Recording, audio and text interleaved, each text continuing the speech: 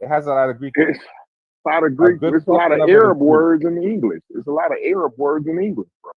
But that Right. ain't gonna get you. It's not gonna. It's not fake because it's Arab words in English. No. I'm not saying that. I'm saying that from my understanding, they don't really use Coptic I hear as you. translation. That's a battle I'm just not gonna win. So I guess. No. I wouldn't. Use. I wouldn't use Coptic in that way. I wouldn't do that because I think it's too much Greek influence on the language. They're just trying Okay, to say so this is the closest to the pronunciation we can get, so we're using that. Because we don't know how it's pronounced. They have letters look, and certain sounds that we can't make in English. And they're struggling with so some of the we- concepts that they're translating because some things don't necessarily translate. so Brad, Joey says he's gonna do a show today, and he said that we can actually have a copy of it to run on our channel. I don't know if I'll be home by the time he gets live and stuff, but so I don't know what it is that you do to record our voice chats.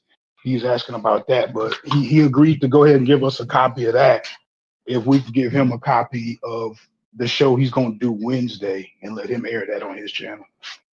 What? What? Copy of what for what? What you doing, Joe? No, So I'm going to read. I don't know how to like do the joint stream thing where he streams and we stream at the same time. So I just said I can make it easier rather than us exchange all that information. And when you do your show today, you give us a copy, we'll air it, and then when you come and do the show on our show Wednesday, we give you a copy and let you put it on your show. What's his show about? Crying, learning the meta nutter? Nah, I'll do that show tomorrow. I'll do that show tomorrow, Brad. I'll do that show tomorrow. Who is it that you were detailing I still today? ain't got to the bottom of niggas crying for meta nutter. That's what I want. I said I want. I said nah. You act like you just, bro. You can't just say shit to me and just get past it, bro. And now I'm letting you know, like, this is recorded. So I want to know. I'm trying to get you to not bark up the tree because you're not gonna like what's up there, bro. I keep this man you're going to run into despair, and you don't want to see it on other people. I'm telling you. All I'm gonna say, you're gonna run into it. All I'm gonna say is this to you, Brass.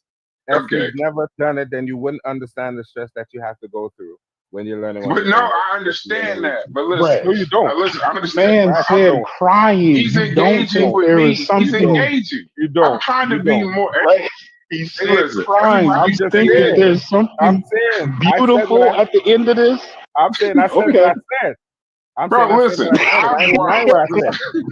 If you recorded it, then you got it on tape, and I gotta live with it. Just beautiful, Brad. Is that why you think he's crying? I gotta live with it, Brad. If you got that on tape, I gotta live with that, bro. If you ain't got it on tape, not to just say I said it. Listen to what I'm saying. Hold on, listen to what I'm saying. I got kids, bro. I was there for the birth of my children. I'm married. I done graduated from college. Wait. I done graduated from college, all kind of shit. None of that left me in a heap on the ground crying. None of it. None of those situations. So I'm trying to figure out how reading or learning metal netter is somehow leaving human beings in a heap. I'm using your words, bro. I'm gonna say in a heap on the ground crying. You gotta explain that to me. You have to. I'm gonna say this to me, Brass. It never happened to me. But I've heard people say it's pretty taxing emotionally sometimes when you do this. Learning the metal netter? Yes. You definitely don't want to come outside and work with me then. I've heard people probably not. You know what? I'm gonna be the first one to agree with you. I'm not the concrete guy. Definitely not. Corey, you crazy as fuck. No, listen. If Corey is mixing concrete, If Corey is Oh, mixing Mhm. country, Corey, I'm you're a not the guy. fucked up individual, Corey. No, I swear to God, you're I'm gonna tell the truth. I'm gonna tell the truth. If Corey is mixing concrete in the sun, don't call me. Right, yeah. Hey, listen, when I'm it's being 100, honest, and when it's 90 ain't no degrees, when shame it's in that. 90 degrees Ain't no shame outside in and that. you ain't going home for 14 more hours, bro. But listen, Yeah, listen, that'll make listen, you cry. That'll make you want to listen, cry. Well, that'll listen. leave you in the heap on the ground Much crying, Corey. respect. Listen, much respect. That's it. Yeah. Much respect to my brother Corey, because if he can mix concrete for that long, I respect it, and I ain't gonna. I will be in a heap crying, sweating. I ain't But gonna. Hey, y'all That live ain't it. for me. Joey, That ain't Y'all for live me, it. bro. That ain't for Metal me. Netter ain't that deep, Joey. I hate You to think say it, so? bro. You think It so? can't be, bro. You just described it You as think just so? learning it. You don't hold on, Corey. I mean, Joey. I want to say You, something. but no, Maybe you but misspoke. hold Hold on, on, Brad. hold on, Joey. All Hold right, on, okay, Joey. okay. Maybe you misspoke. But when you say that to me, that learning the metal netter has left adults in a heap on the ground crying, you gotta explain more than that. That sounds like a scam. That's what it sounds like to me. It sounds like you grifting, like you about to start up a metal netter class. So I just want some form of explanation. All I'm gonna say is that Why did you even say that? First of all, Brass, let's Uh-huh. clear this up immediately. I'm not selling any products. I don't have any products to sell. For now. I'm definitely not qualified to teach the MeduNet. So For now. no, hold on. So anything that you see me selling is not gonna be MeduNet. Okay. You might For see me with now. some but listen, you might see me with you might see me with some jewelry, some cosmetics, some t-shirts. I mean, but that's not grifting. I'm not gonna come and talk about I never said grift. I never said grift. You said it I sounds like never I'm said grifting. grift. You said grift. You grifting? You said it sounds like I'm grifting and I'm about to start some MeduNet classes. That's what you just said. I did? Okay, then I apologize. I did say grift. Right. So this is what I'll say to you. Shouts to C Dot, Fetty, everybody in here. But what I'm trying to figure out, what is it the difficulty that will leave you emotional? What is it that's gonna leave you emotional? I'll say this. When you're learning MeduNet, there's a lot of historical and cultural context that I think you need to know in order to know the language. Because it doesn't really relate to it doesn't necessarily directly relate or correlate with any other language that we have now. It's a unique language in a very certain way.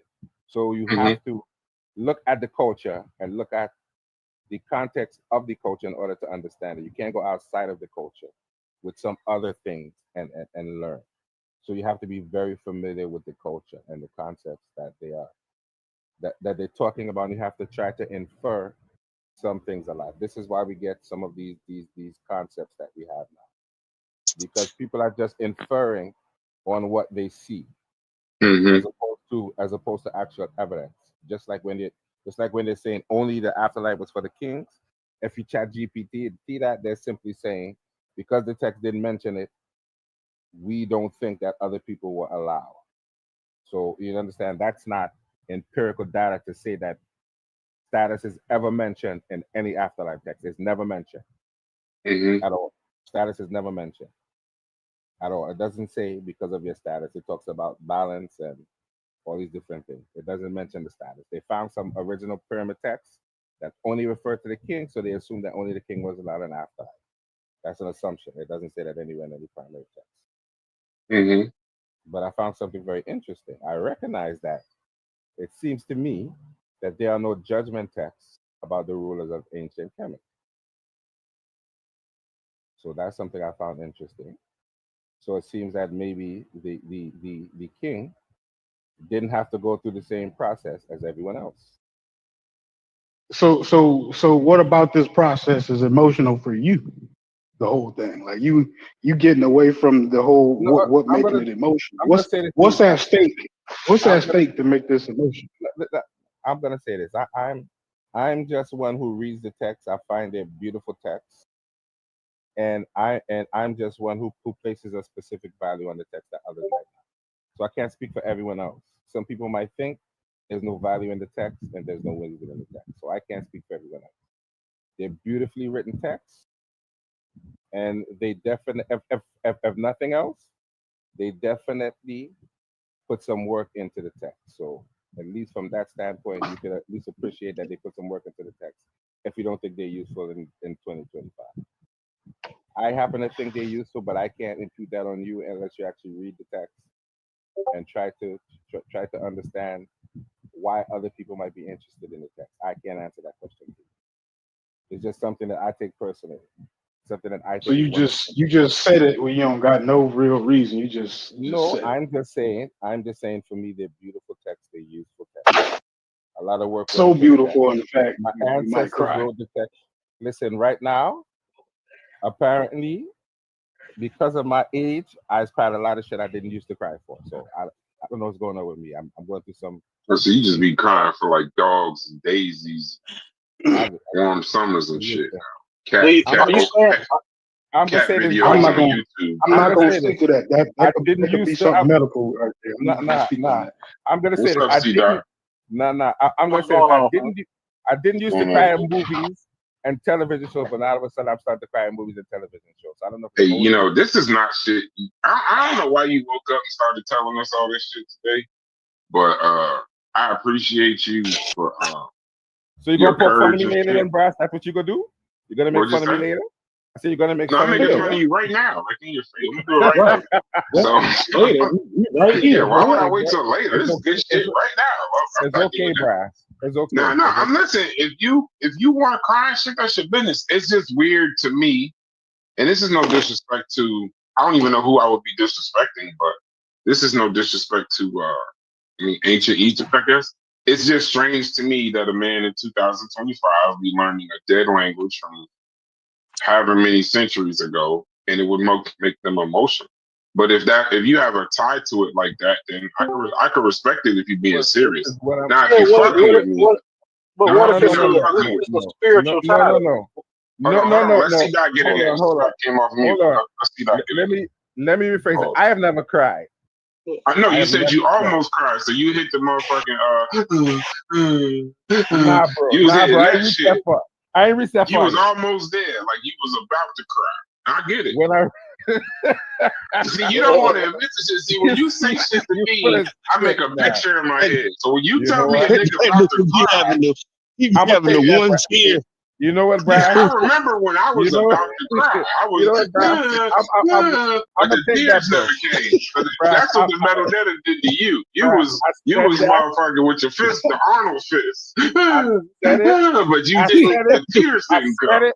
I said it in public. I said it in public, so I can't. I said it in public, and I said it in the wrong forum. So whatever. No. Hey, listen. I had to take what I get. Listen, you woke up deciding to share for some reason. What I get, so I'm letting you share. I know in the future, this is not the sensitive nigga paddle. So I no. Ever, I'm just saying to you. I'm gonna let C-Dot get his start out. Hold on, Joey. I'm gonna let C-Dot get his start out. All I'm saying to you is, you woke up sharing, and you just didn't. You thought we was in the mood where we was gonna be like, yeah, that's really manly of you. But in actuality, it's a Monday, and you picked the part where niggas is just gone. It might not go the way you wanted to, and that's okay. But I'm glad that you're showing your emotional side about the metal nut. Hold on, let's see Doc get it, because it's just us talking. We're on the live. We're rarely live. I'm not recording. We are live. Go ahead, C Doc. Say what you want. Yeah, no, I had a question. I had a question for what y'all was talking about, but I also, you know what I'm saying, I wanted to jump up here because I saw Small's 9/11. And I think the last time I saw the re-recording, I wanted to ask him about his issues with Pan-Africanism. It seemed like as soon as I jumped off the panel, he started, you know what I mean, going in on political politics and all that type of stuff. So I was just trying to get more of a clarity of what he was actually speaking on. And this is the energy that I remember. I can't remember what. No, I'm not backing. I'm not backing off of shit. I don't remember exactly what he's talking about, but I'm just gonna be honest with you. I'll be honest with you. I think it's some bullshit. If that's what you're asking me. You said Pan-Africanism is some bullshit. Where's the bombs Yes. at? Don't nobody know how to do this shit? How you do It's the absolute bullshit. Did you listen? Chief X, everybody want to clown Chief X, but Chief X be talking some real shit. Ghana don't give a fuck about Nigeria. Nigeria don't give a fuck about what goddamn Morocco doing. Morocco, they don't like, bro. It doesn't exist. It's some bullshit. And they damn sure don't give a fuck about what we doing over here. So I mean, that's who I don't know. do you I'm not consider sure if that's what I. I'm not sure if that's what I. What I was gonna say is I'm not sure if that's what I said the last time because I'm not sure what the conversation was. Okay, I can rock with that. Who do you consider the Pan-Africanists? Like, who are you saying that don't like? Who are the people that you believe do give a fuck about it? You're saying like entire countries don't care about it.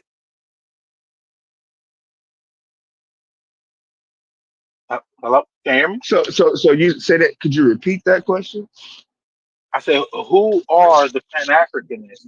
Are you familiar with the or is that just your opinion? You just like blind? I'm familiar with the people who say they are. And I mean, I guess they are. You know what I mean? It's just like here's what I'm saying to you. See that? It's just kind of a BS ideology. Hold on for 1 second. Okay, no problem. I really want to hear this. All right, my bad. I'm back. Yeah, I just don't. It just seems like how do I want to put it? Like a birthday cake sort of ideology, man. It's some feel good shit. You know, okay, I now mean, that's broadly speaking. But what do you know about Pan-Africanism to say that it's just some feel good shit? Okay, I'll tell you what I know about it. I might, and here's where you can help me out because maybe there's more to it than I'm gonna say. To me, Pan African is a bunch of folks over here because I don't see nobody over there saying the shit.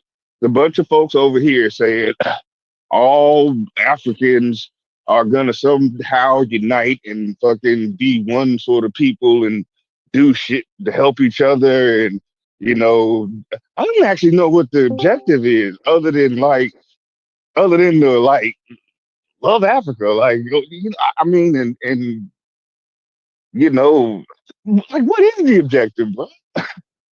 Okay, see that's like, better. Really, better. Okay, that's yeah. Ask the question. Okay. You ready? Yeah. Go ahead. You tell me. Okay. Yep. All right. So there are several Africans, many Africans who not only practice the ideology but also preach the ideology from Africa. I mention these people all the time. We had a full conversation. That's why I ain't understand if maybe you didn't hear the conversation beforehand because you would have heard us talking about Wodi Mali, who is more so, I would consider the Prince of Pan-Africanism more so than Umar Johnson. I think that the narrative and the person that you see more so that says Pan-Africanism a lot is Umar Johnson. So that's who a lot of people like to run with as soon as they hear Pan-Africanism. But Pan-Africanism, you know, it predates way, you know what I'm saying? Like it predates Umar and a lot of these other guys that we know now. But another African who also promotes Pan-Africanism is PLO Lumumba. And he basically pushes a lot of the Kwame and Nkrumah, I'm sorry, type of Pan-African philosophy. You also had a brother over in Burkina Faso right now, Ibrahim Traore, who is also practicing the ideology of Pan-Africanism within his own country as a leader of his country. Julius Malema in South Africa. When you say the practicing the ideology, you still haven't told me what the ideology is or how you could put it into practice. That's more what I'm trying to figure out. Okay, the main portion, the significant portion of the ideology is something that you can actually define in a dictionary, and that's the unification of African people and the African diaspora. It's for people to come together in business and trade and spirituality and all type of different ways. It's just unification all the way around the board. That's the main portion of the ideology is unification of African diaspora. Under what? It's not under anything. It's under that unification. Like that is But how do the you? ultimate goal for Pan Africanism. One is to create our one thought process is to create our own spaces, erase the lines in Africa in order to formulate more unity um, politically, also to unify and actually fight for things that benefit and help Black people and Black Africans or African diaspora throughout the diaspora, not just in Africa or You not just saying what's gonna be? See that? Sorry to cut you off. I think what Brass is asking is what's the galvanizing principle? unity. Yeah, but I mean under what banner? And Unity let is me the answer. What? government. It's not. Let me It's venture. no banner. That's what I'm saying. Like you can't. Like there's no banner to Pan Africanism. Is not like y'all like y'all doing the religious banging or what I'm saying this thing versus this thing. It don't really incorporate none of that. It's the ability to be able to have a Black African Christian and an African Muslim and an African Israelite and an African whatever it is, be able to sit down and formulate plans of progression for the diaspora. So So that which? like Okay, the let ultimate me goal is hold for on, Black Brass. No, people. no, Real quick, no. Go ahead, Hassan. I go. I gotta. Let me Step up. What's the eight? venture. Let me venture. Let me venture answer to what I think Brass is asking. So the unifying principle would be a shared Africanity, whether in descent or phenotype, from what I could gather. You know what I'm saying? And it's essentially a response to uh, to white supremacy. It's a way to insulate people who are who have African descent, because globally, since the advent of like the transatlantic slave trade and racism and kind of like the coalescing of that idea, that ideology, right? That thing is kind of metastasized all over the world, to where it's not just the European. Virtually everywhere you go on this planet, people who share a particular phenotype that is normally associated with Africa, they tend to be marginalized and abused. So, the idea of it comes from that, the idea that, hey, we got to gang up. We don't have a choice. And what are we ganging up under? A shared lineage and phenotype. That would be my answer. Yeah, but my question I then would can be, relate. what Pan Africanism are we talking about? Are we talking about the AU, which is the Pan Africanism on the continent, that's more state centered, or are we talking about African Union. No. the The hold African on, Union. hold It's on. not Pan Africanism. That's a political structure. So the African Union is not, that's not Pan Africanism. It's a political structure. Is It's a it Pan political Yeah, see structure that Africanism? you that's getting based. kind of you kind of confusing the argument now, because earlier you pointed out Traore. You hold on.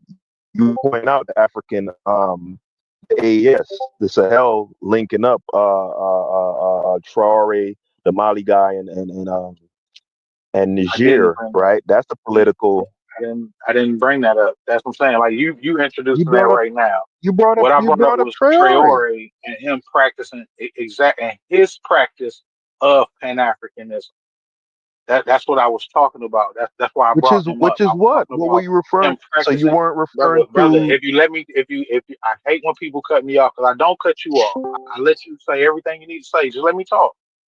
And as soon as I land, you can, you know what I mean, go back and forth. But I didn't say that.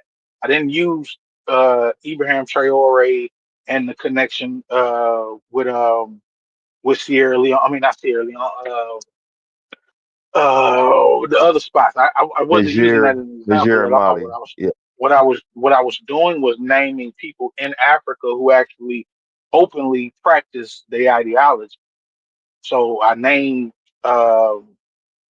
I named Traore, I named Kwame Nkrumah, I named Lumumba. Yeah, PLO Lumumba. Lumumba. I named Kwame Julius Nkrumah. Malema in South Africa. So I was naming people who actually openly practice the ideology of Pan-Africanism. All dictators, Okay, you know so that, right? sure, whatever, however you, whatever. Almost every one of I them don't, that you named were do, dictators. All dictators, so and you said that you want to that's erase actually lines. Let's see how that works. No, that's why I was confused. I'm Hold trying on, to get your wisdom, see that. That's why I real was quick, real. confused when you named them, but now you gave me clarity, so I understand Hey, Brass, real quick, because I got to get some clarity of my own. Are you done, C-Dot, or you still had something to say? now. No, I don't think he was done. I did cut him no, I mean, off. y'all, you go ahead. Yeah, I'm Yeah. just wearing it. So I'm trying to understand where y'all coming from with a lot of this about Pan Okay, Africanism. So come no on, problem. you keep coming. yes, I'm Keep talking. sorry. I'm sorry to have cut you off earlier, brother. So let me try to reframe the question. So you said that he demonstrated Pan-Africanism, or the word you used actually was practice, right? I guess I assumed that because earlier you said the definition of it would be unification, right? That would Right, be unification with other Africans, right? I right. take the AES forming an alliance to be unification. So It is. when you They say actually that, they run under the banner of Pan Africanism, but it's a political structure. Is what I was trying to actually be clear about. The AU is a political structure. It is not simply practicing Pan Africanism because you have people like PLO Lumumba who strongly criticize the AU for a lot of the moves that they make that don't benefit Black Africans or okay, diaspora. I know where you're getting at. Okay, I understand where you're getting at. Yeah, because it is Can, the AU is kind of a kind of a shill confederation in a lot of ways. You have states like Ethiopia who don't even, in a lot of ways, they don't even, well, a lot of the ruling class don't even identify with Africans like that, right? Yeah, and there's a lot of, I get what I was misunderstanding your use of the word politics, but I get what you're saying now. It's so not based on Pan African principles. You're right. I got you. Exactly. They hold up the so banner. Don't can, get me wrong. They can do use the terminology a lot, but it's Yeah. not necessarily a Pan African structure strictly and solely based. And that's mainly because a lot of the countries that's in the AU are still backed by European countries. So Right. that's a lot of the fight back. You know what I'm saying? Is that they actually a lot of them cats are really puppets and they act like they're doing it so for the so benefit of Black Africans and they don't. All right. Yeah, I gotta come back. I gotta come back. so see that. Let me ask you this, right? Because I'd be like, I'd be like a lot of times when we have this is a good conversation, but I feel like we don't never get to it. We stay so far on the outside. And I think like the part where we're all really interested in is the problems that you would have trying to actually do this in the real world, right? So one question that I don't think that you've answered quite yet, which would kind of bring us to that, is like, we can't pretend as if we don't have any access to Africa. You know what I'm saying? If you what you said was maybe some of the political stuff, I'll let you tie that into it. But like there's nothing really stopping us from doing business with Africa. You know what I'm saying? So I'm more so asking like with the access that we currently have, like what about our relationship would you change and why? Right? Like because we already can go and buy African products and do business in Africa. So like what's this overall theme that it doesn't seem like we're getting to? So like Well, unifying Africa does not help us do business with Africa. We already can do business in Africa. okay, well, it would unifying Africans would help us do business with Africans, number one. But that's not necessarily like that's not what Pan Africanism is about.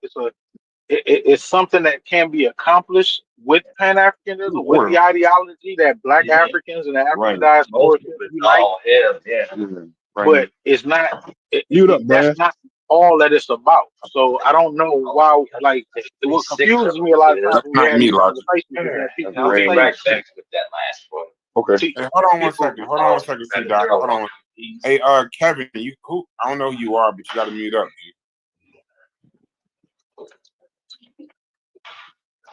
All right, let me help you out.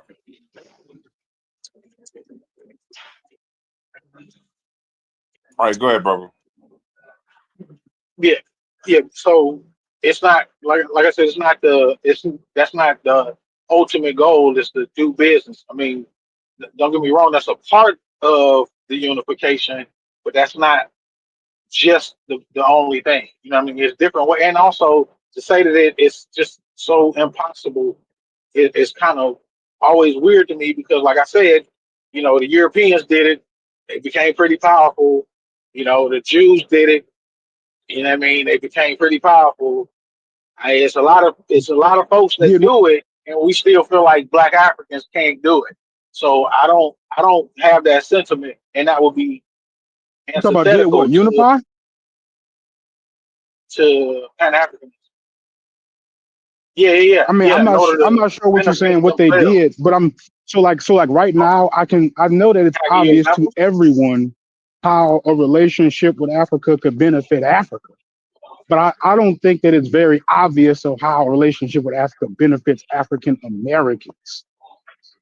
Like that's where it's definitely not clear. And then you're talking about political, like what can a politician in Africa, how does that benefit an American? Like, what is they can't send us water without the permission of the US government. They can't just fly planes over here and give us shit. They could send us a check, but they don't, right? So I'm trying to figure out how is it beneficial to us to do that? Okay. Well, number one, your thought process is like I said, it doesn't work for Pan Africanism because all you thinking about, like everything with what you just said, was about how do you benefit instead of how the people benefit. So it's not necessarily Pan Africanism as an ideology doesn't allow you to think just about you as an individual.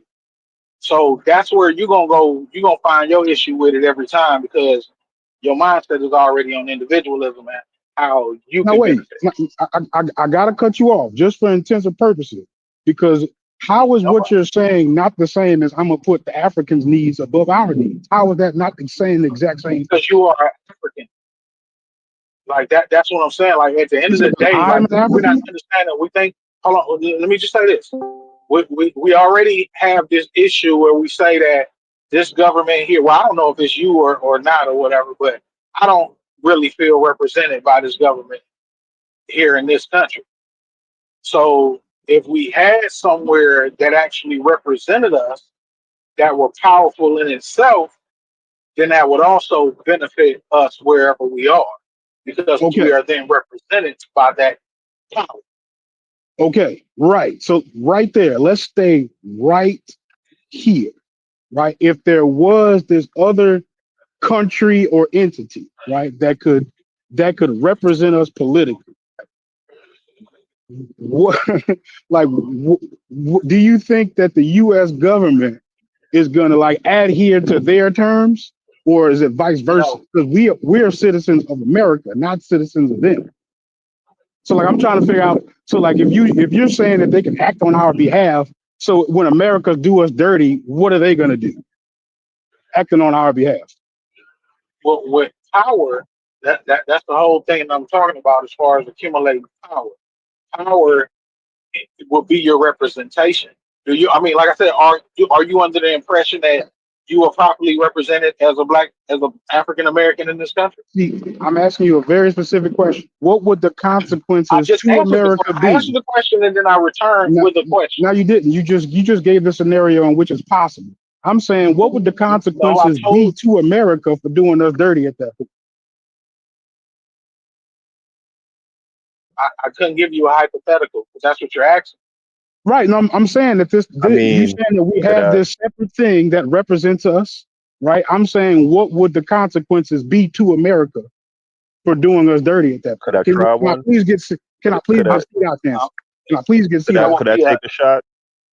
Can I please get Let me C take dot? a shot at it, C dot. I just gave you my answer, brother. I don't know what you want me to Let me take a shot at it, C dot, if you don't mind. So, yeah, you could be heard. Okay, I'm just making sure y'all can hear what I'm saying. No, you go ahead, because I already answered this question. But go ahead. You go ahead. Okay. Bro. All right, so I'm gonna take a shot. So Logic, don't put too much stock in this. It's purely hypothetical, right? So for instance, we know right now a lot of the minerals on the African continent, they do not have either the ability or the infrastructure or whatever to make products or to industrialize a lot of these natural minerals like cobalt and uranium, et cetera, et cetera, et cetera, right? And we know that a lot of the multi-corporations ship, pretty much all of them, the electronics, the computers, all of that stuff, they get that stuff from Africa, right? So let's envision a world, let's just say the Pan-Africanism starts on the continent first. These states in Africa, they unify, whatever, get themselves together. They develop industries where they control these resources, and they're able to leverage that in order to put pressure on the U.S. government to say, hey, do this for the African American. Again, don't jump out the window. It's you know what I'm saying? It's at this point in time, it's kind of pipe dreamish, but I'm merely just setting out a hypothetical. Do what? Yeah, For the and what if America refuses? What if they say y'all go to hell? Then right? Yeah, then what happens? Yeah, but that's the point. I'm saying if a lot of the natural resources that a lot of the companies that undergird America depend on, right? Because as of right now, a lot of these minerals and stuff, the Africans don't have any agency over it. I'm saying if they have that agency, then they could say to the US, hey, do this, or you ain't gonna get no cobalt, you ain't gonna get no uranium, you ain't gonna get no. You get me?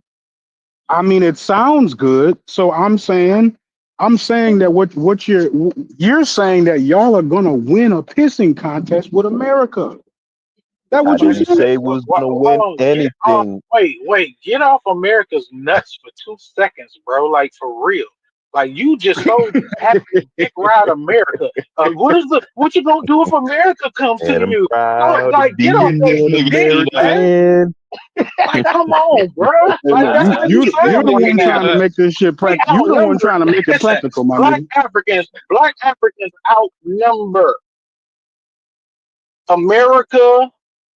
They outnumber Europe, all that. So, like, why are you so anxious to ride that dick, and then you so scared? Everything you reply with is scary shit. No, I'm not scared. I don't know. I'm not What if scared. That's why I'm saying exactly what I feel. What if they I'm retaliate not and scared. pick up guns and start shooting, nigga? Like, what is we talking Nah, about? Do but see something. Right. that. So At least okay, have okay. some type So of, we got some that. type So of, in at you, least have in your some mind, type of balls in your walking mind, into they the stand a situation. chance. At Is that least what you're have saying? some type of nuts instead of just saying, "Oh no," but they gonna get us. The boss man gonna see us when we like. That's how you sound to me right now.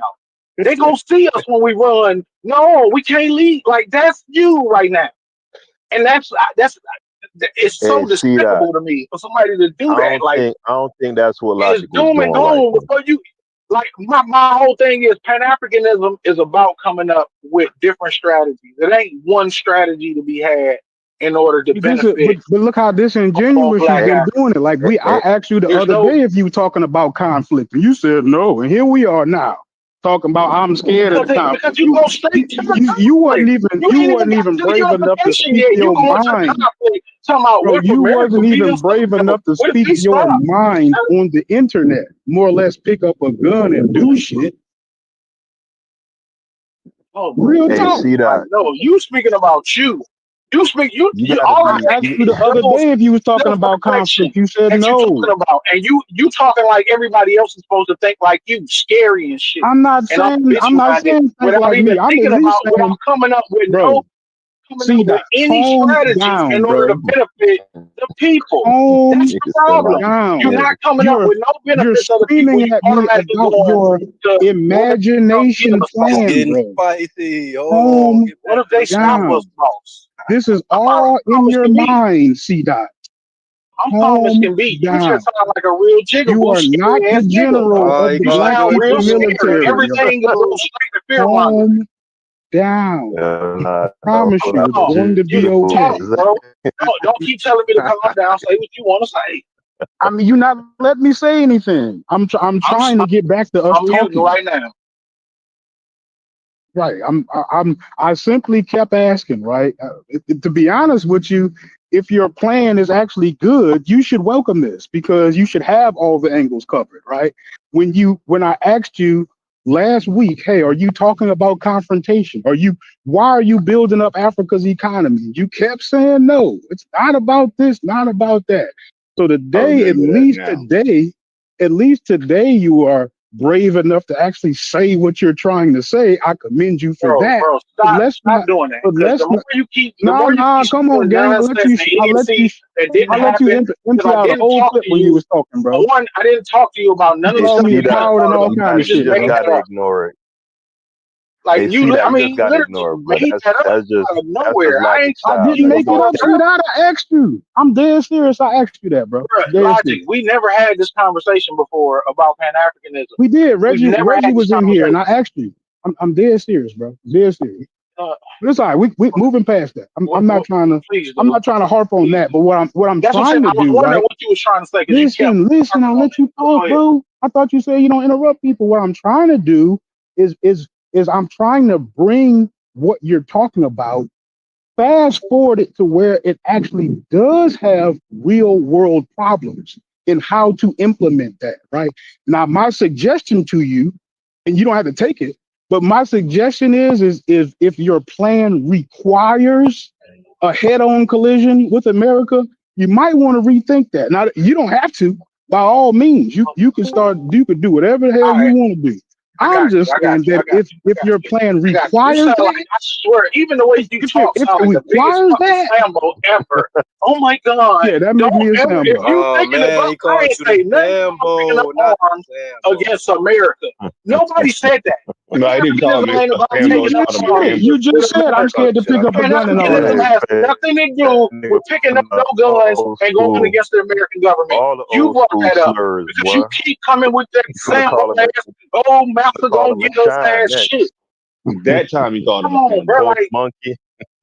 y'all gotta stop this. It's Pork weird. monkey. Hey, Weirdo talk. can I jump in there real quick? Oh Like shit. here's the thing, C dot. Logic is just trying to give you some real world issues that you're gonna But deal I with don't when it need comes to. no real world issues from no Sambo. I don't need See no. I that don't you want to said you hear. ain't finna cut I don't nobody want to off, hear. bro. Remember you said that. See I that you got you. said you weren't I'm not cutting you you. weren't about cutting up. You cut him off. You cut You did cut Smalls me off. off, No, though. go ahead. Okay. So yeah, my only issue with what you're saying, right, is the thing is we can unify, but unification has to come with an objective, and that's what Brass was asking, right? So let's say the objective is to, like as Haskell said, let's say the objective is to use resources in Africa to then leverage the United States to make changes for the diaspora. The thing is, what logic is trying to tell you is Texas is going to look at, say, Ghana when they say, "Hey, give us so you get this cobalt from us, so give them niggas some X, Y, and Z." Like they have like they have a horn growing out of their forehead at that point. Because the next question is going to be, as logic says, what the fuck is going to make us Mhm. do that? And here goes the thing. If they say, "Oh, we're not gonna give you the cobalt," I'm telling you, Africa's big. Well, just go get it from somebody else. And that's before the conflict comes.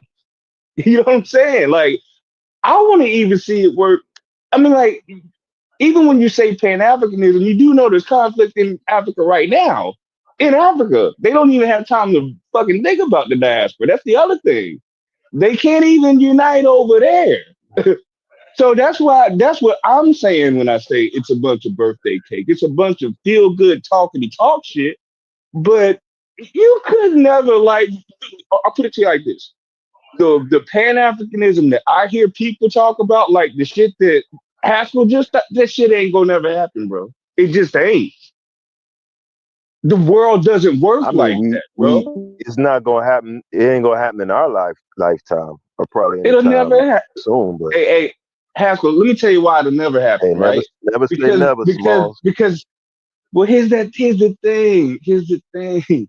This whole yeah, all right, see that the same way that you got to get the white man boogeyman shit out of you saying that about logic. Well, that's what the Pan African people are do. You guys think white people like unite? Somebody even said that on here earlier. No, the fuck they don't. Do y'all know? Do y'all know the type of shit So that can happen in our lifetime? To say that stuff can't happen in our lifetime, looking at the current state. Let me name some things that happened in our lifetime that at the time before it happened, we couldn't even see it. You dig what I'm saying? The Berlin Wall, right? At that time when the Berlin Wall, right, got took down, most people in the world couldn't imagine a world without the Berlin Wall. It was so integral. It seemed like it was such a huge thing in Eastern, going into Eastern Europe, that it was an insurmountable task to get the Soviet Union and NATO to agree to take down the Berlin Wall, and it happened. You dig what I'm saying? Ending apartheid in Africa, in South Africa. Most people could, the shit happened. A black president of the United States. Most people couldn't see it happening. So to say, something can't happen in your lifetime, I can tell you countless things that didn't happen within our lifetime that people at the time or just before it couldn't see that shit. You dig what I'm saying? Now, I'm not saying that we can do amazing deals with Africa and Pan-Africanism can become a reality, but if people actually push for it and there was a real thing, it could happen. Yeah, you for dig what I'm sure. saying? Okay, but here I'm goes going the back problem. on me. It's a good conversation though, y'all. Go ahead. I'm listening. Here goes the Chef, problem. real quick, Go ahead. real quick, My bad. Go ahead. All of those things you pointed out for the most part are incidents, right? So the Berlin Wall was an incident. It happened over a period. Essentially, it's an incident, right? What was the other examples he cited? Barack Obama becoming president. That's an incident, right? When you talk about Pan-Africanism, you talking about essentially, it doesn't have to be all 54 states, but let's say 30 states, for example, kind of getting on some sort of accord, right? And then when they get on that accord, kind of uniting in terms of economics, in terms of being able to exploit their own resources, et cetera, et cetera, et cetera. It's They've been trying massive. to do it since the 50s. But Haskell, they've been working on this since the 50s. So to act like, you know what I mean, is not been something that they've been attempting to. That's not what they've been trying this shit since the 50s. All you want, that's but not the point, though. That like everything you said that came from an instance also came from the work that was being put in order to make those things happen eventually.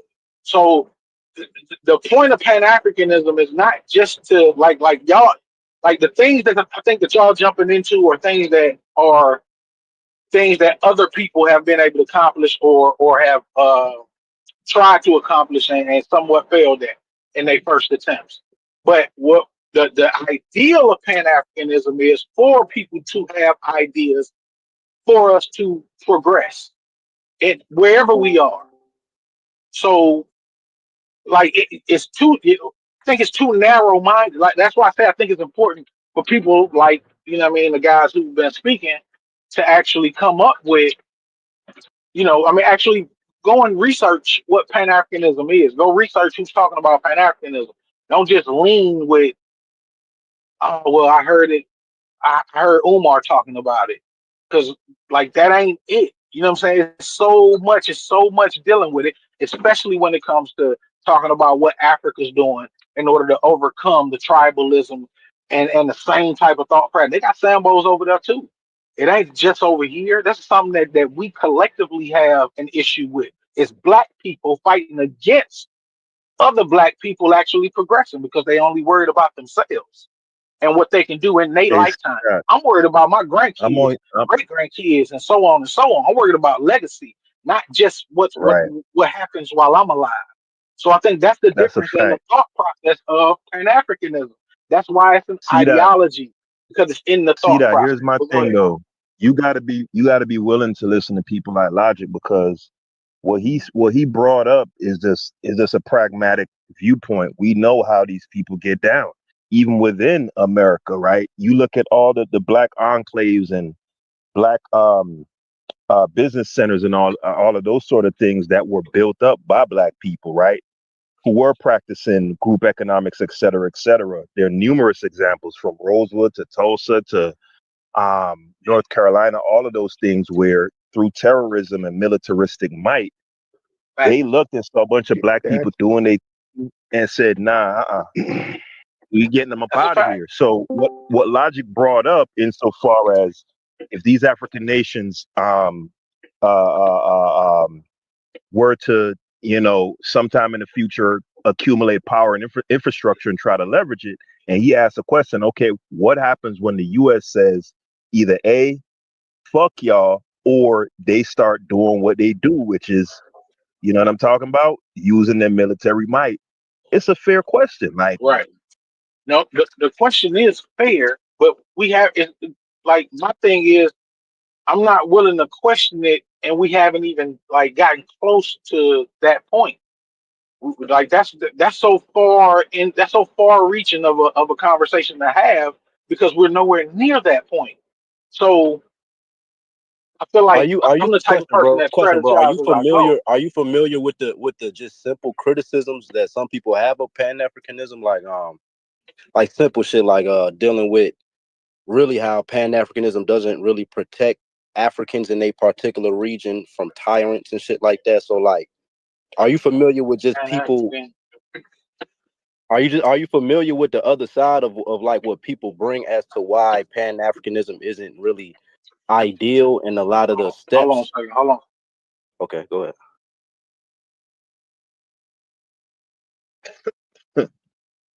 now go ahead, Fetty. You was saying, hold on, because he had to, I guess, he had to do something.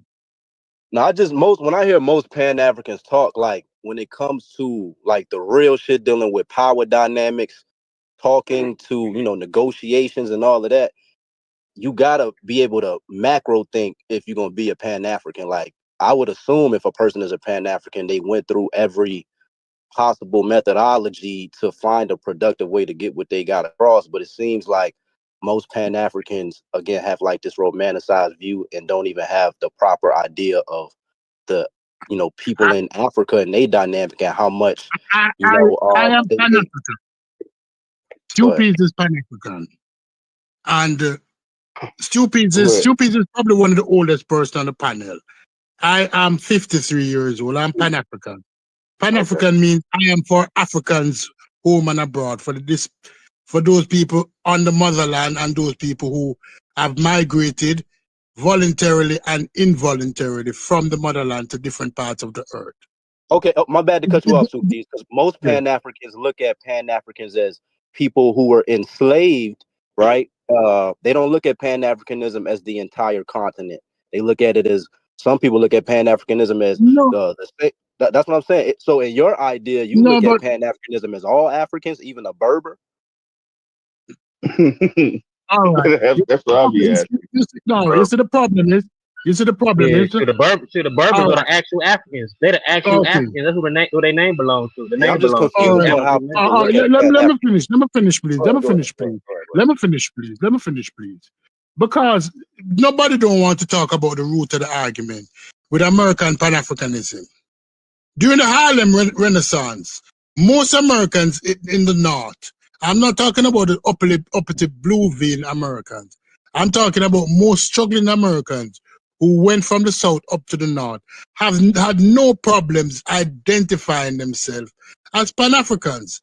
That is why Garvey Group exploded in the early years, because they wanted to belong to something greater than themselves, right? Because if we want to be honest, black people, and we're not saying black people, those black people who come from sub-Saharan Africa, although that is a bad word to many, is not indigenous to anywhere else in the world. When we came west, indigenous mean that we have our own gods, we have our own myth and mythology, and we have our own belief system. Black people in the West don't have their own God. We worship the European God or the Arab God. We celebrate the European methodology or the Arab methodology, right? And most of us have a European or Arab belief system. So we're not indigenous to the Americas because none of our gods reside here. None of our myths reside here. But what about the Africans that was in Africa that worship Arabic gods before they got over here? But those also have been colonized.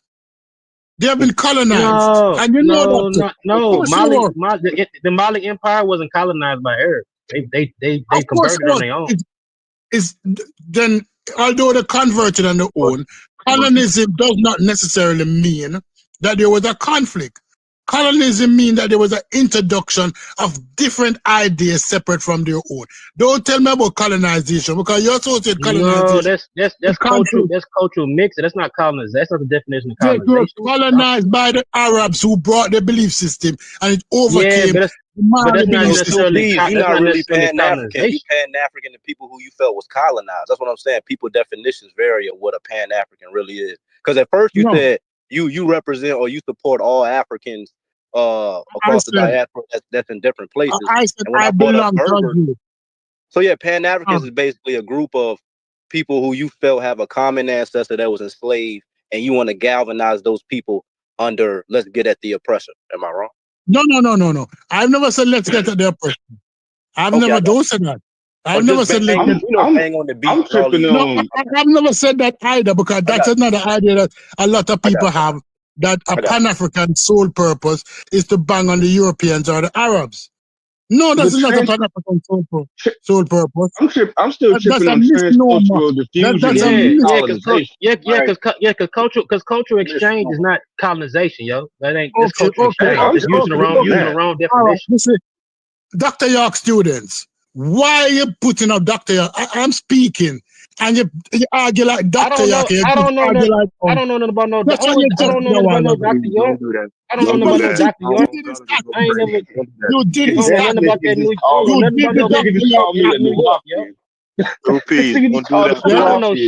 I don't know shit about New York. Stay calm, bro. Stay calm, bro. Stay calm, Gully. Please. It ain't that serious, bro. You gotta be a New I'm a student of real science, bro. I just fuck with real science. You have to cut it out. You have to cut that out of your arsenal now, Gullah. Gullah, we're associating that what you just did with the European technique. Where you throw a spanner has nothing relating to what I'm talking about. Yes, it did, bro. You said you used the term colonization as a hard term, and that wasn't colonization. What you said, that's cultural exchange. You just changed the definition. You just sat here and changed the definition of colonization. Some shit that York could do yourself. Right, bro. Like if they do it on their own, that's transcultural diffusion, bro. That's not. All right, okay, then. All right. So y'all ain't understand what he was saying. So y'all didn't. I do, chef. If I don't want your shit, that's colonization. But if I say, that's some interesting shit, bring that shit on. Let me learn that shit. Are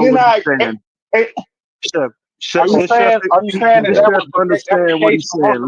Don't you know it don't have to be that you don't want it, and then that's colonization.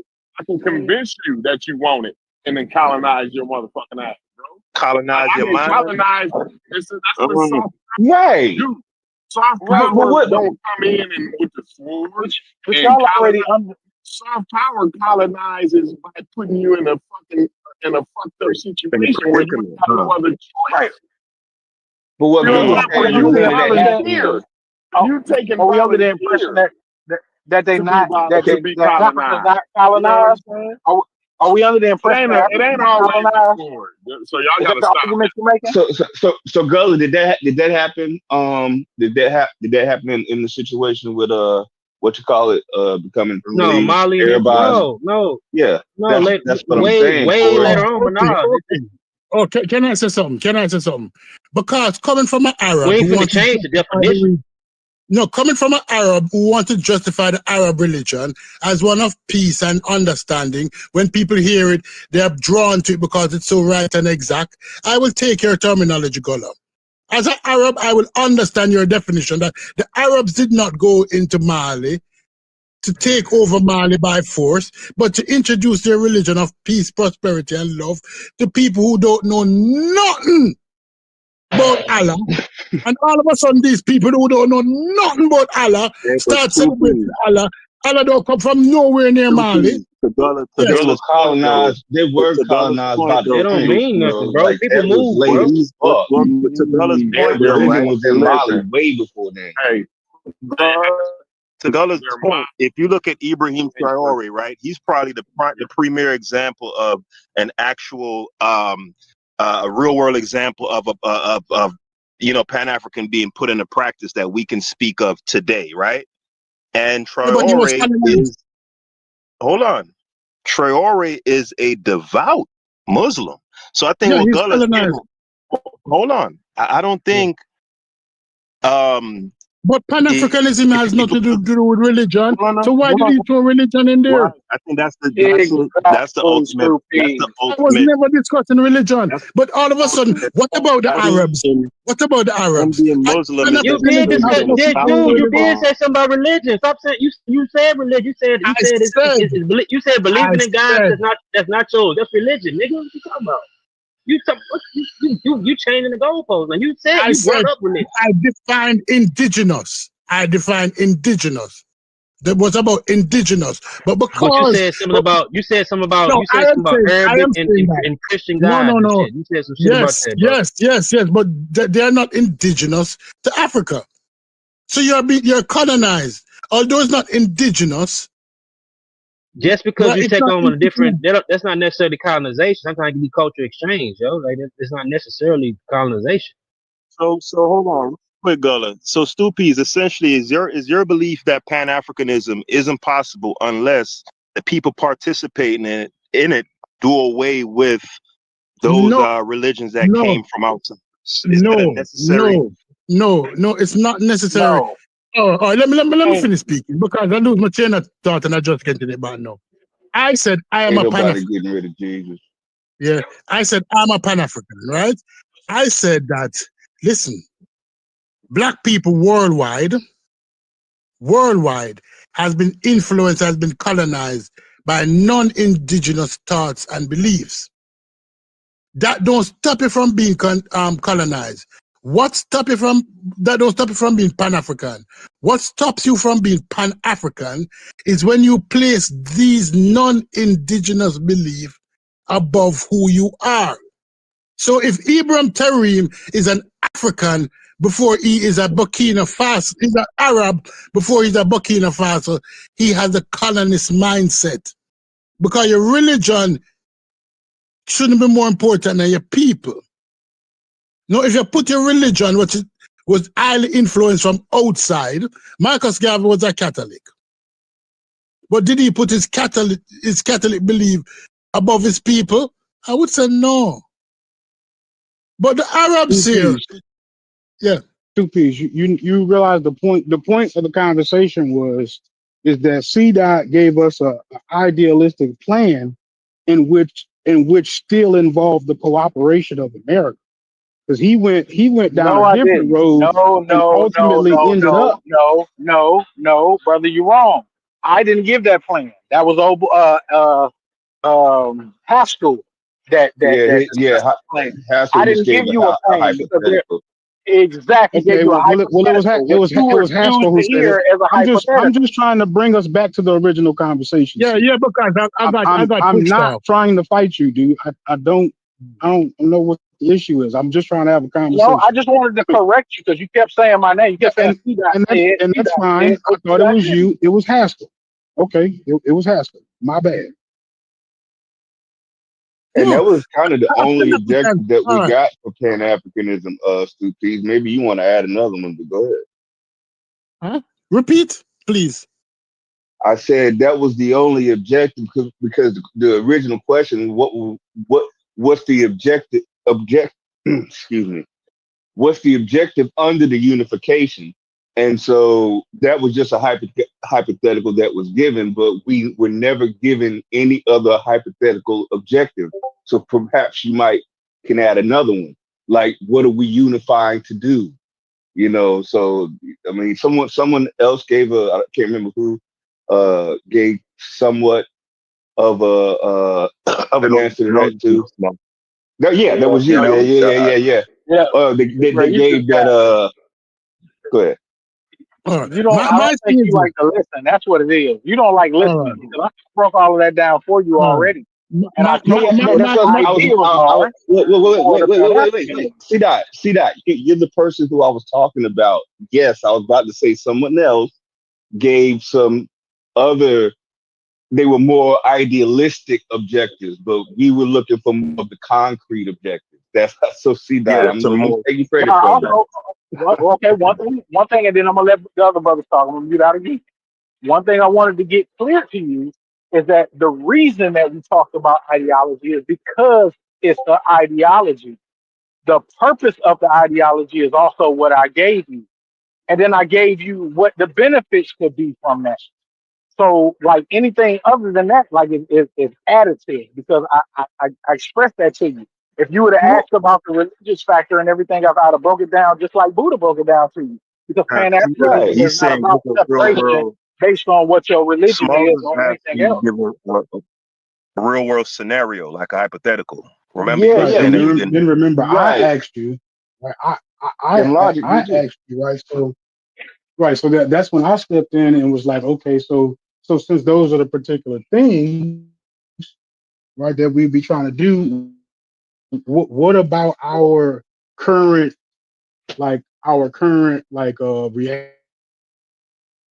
reality, like does not allow us to do those things, right? Like we can buy from Africa and so on and so forth. So I was saying, like, what is it that we would have to change about our current situation in order to accomplish what you're talking about?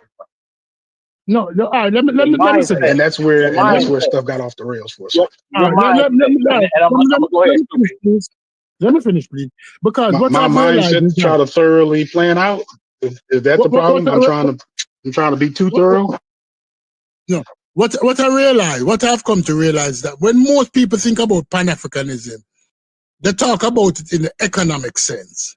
That's the most important thing, the economic sense, that Pan-Africanism should be able to bring us outside of this economic situation that we're in. That it should be able to bring Africa out of poverty. But there's more to Pan-Africanism than that. Because let's be realistic. In many African, when I use the term African again, I explain what I'm talking about. Those people below the sub-Saharan Africa, because of colonization over hundreds of years, the Arab colonization and then the English colonization or the European colonization, many Africans are led to believe that they're less than. If we use the Indian example, did you hear any of the conversations we were just having? I'm trying to figure out, like, what does my mindset have to do with the price of tea in China? Literally, what does my mindset have to do with everything with you? You are who you think you are. You are who you think you are. And if you think that you're less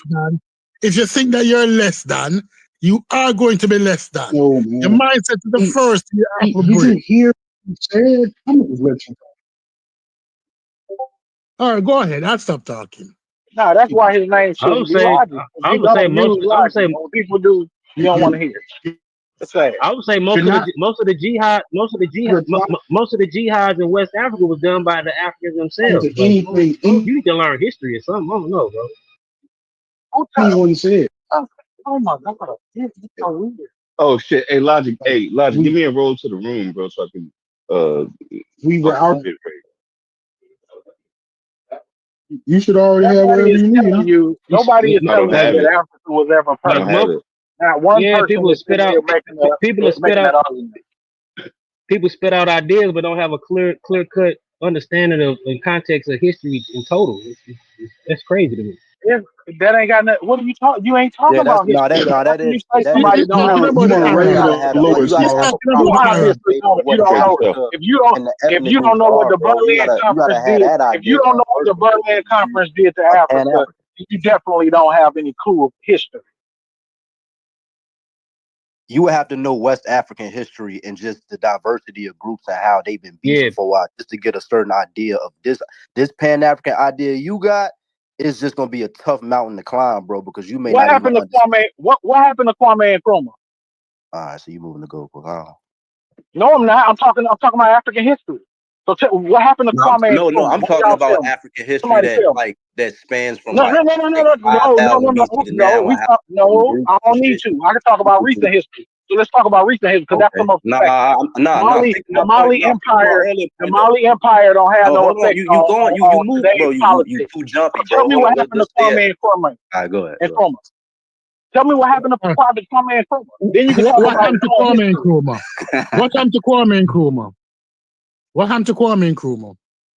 Go ahead. Let me talk about Kwame Nkrumah and what you believe happened to Kwame Nkrumah. What do you believe happened to Kwame Nkrumah? What I'm waiting to hear. No, I'm asking you. What do you believe happened to Kwame Nkrumah? You mentioned his name. Kwame Nkrumah was assassinated. Kwame Why was he Nkrumah was assassinated? assassinated. Why was he assassinated? Nigga wasn't You have assassinated. He to died ask from the some American illness. government that. Huh? Kwame Nkrumah was. No, you're mentioning the name, and you're mentioning like you have intimate information. Why was John F. Kennedy assassinated? Why was Kwame Nkrumah assassinated? Why did John F. Kennedy assassinate him? Right? Yeah, no, you're talking about assassination of leaders, and I give you a prime example. You said you boldly push your chest up and said, "Oh, Pan-Africanism didn't work because Kwame Nkrumah was assassinated." Why was he assassinated? Who was Kwame Nkrumah? Let me just read names and just drop talking points. I know about Kwame Nkrumah. Talk to me. Let me step in your throat on Kwame Nkrumah now. Stupid. Yeah. Stop talking for a second, bro, because you just confused the hell out of the situation. The reason I brought up Kwame Nkrumah is because he brought up the Malay Empire and what happened previous. I wasn't saying that Pan-Africanism doesn't work. You talking about the wrong person. You might have heard two different things at the same. That's why I was confused at what you were talking about. So the reason I asked him who was Kwame Nkrumah is because he wanted to go way back in time. No, talk about now and what actually Bro, has turned you didn't listen to what I was politics in saying, bro. Africa You was to what jumping it so actually much, bro. turned Listen into. to, I think you missed what I was saying, bro. I was saying, I'm not even talking about a specific empire. I'm just saying if you understood the people groups, their dynamics, whether they was agriculturalists or pastoralists, it will give you a better idea, or it'll help give you a more realistic idea as to why certain people think Pan-Africanism and you thinking these specific ethnic groups can galvanize together. They can give you historical context, or if you learn about it, it'll help you get whatever ideology you got. Just studying people groups of Africa, you can get an idea as to why a lot of these romanticized views you have is not gonna happen. That's all I was saying. It's not a romanticized No, view. let me read that. No. Let me read about that. Please, let me read about that. Let me read about that. Because I'm that's just a saying, niggas' dumbest ideas of statement. Pan-African, and you don't even know the people groups in Africa and even understand You their don't have to dynamics. know them. Yeah, he just You don't have to know them. You don't have, and the reason why you don't have to know them, the tribes in Europe 50 years ago was killing each other, and now they're united under the EU. Would you agree or disagree with that? That the tribes in Europe has always been at Y'all be war bringing up that most apple thousands and of years oranges ago. shit. Y'all can't No, stick on one point, bro. no, because you're saying that because there are different ethnic groups, they If cannot y'all are sitting unify. here arguing That's what that you're you saying. don't have to You're study arguing. past, You're especially arguing dealing that with African people to different people. understand. Go ahead, bro. So African people can unite, but Europeans can unite. The tribes in Europe can unite after tens of thousands of years of warring. They can unite, but the tribes in Africa can't unite.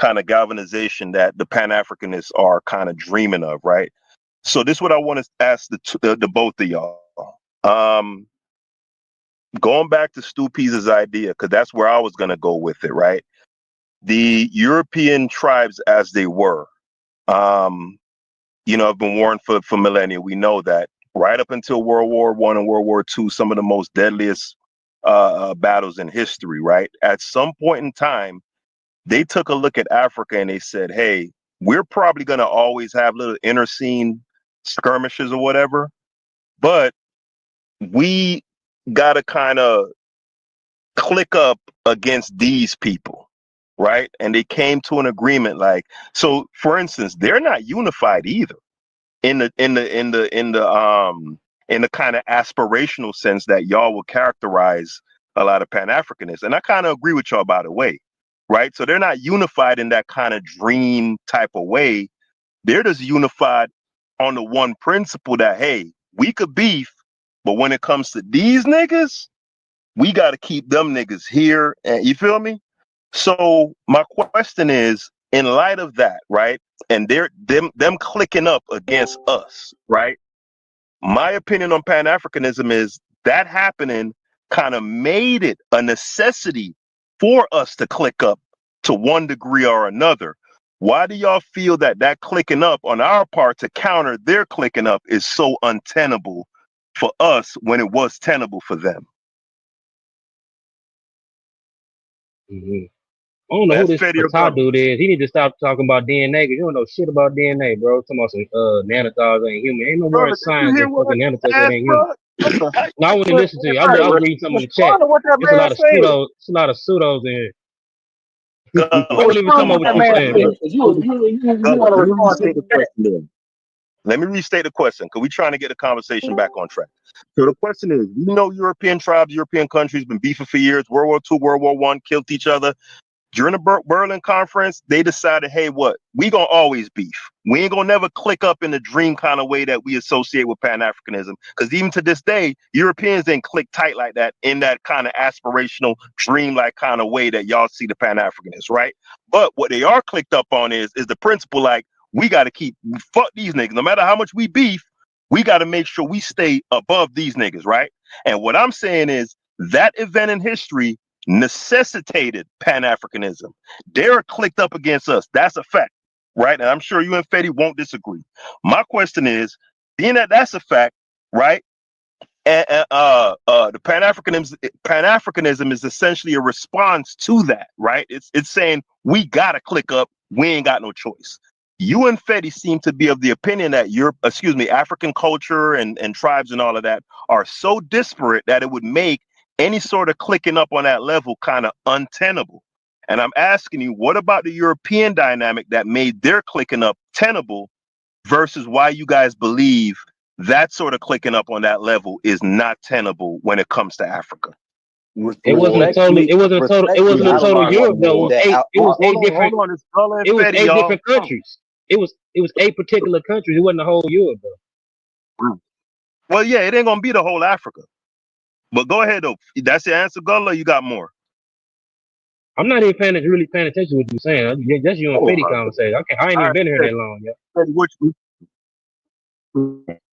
No, I was saying I didn't even want to dive into an apples and oranges comparison like that. I just wanted to focus on Pan-Africanism and the certain things that they're not doing right now and in the past to even protect regional African tyrants from wherever they at. So that's why I'm bringing up, like, I'm asking C-Dot, do you even know the criticisms of Pan-Africanism that has been prevalent as to why people feel like it's but no.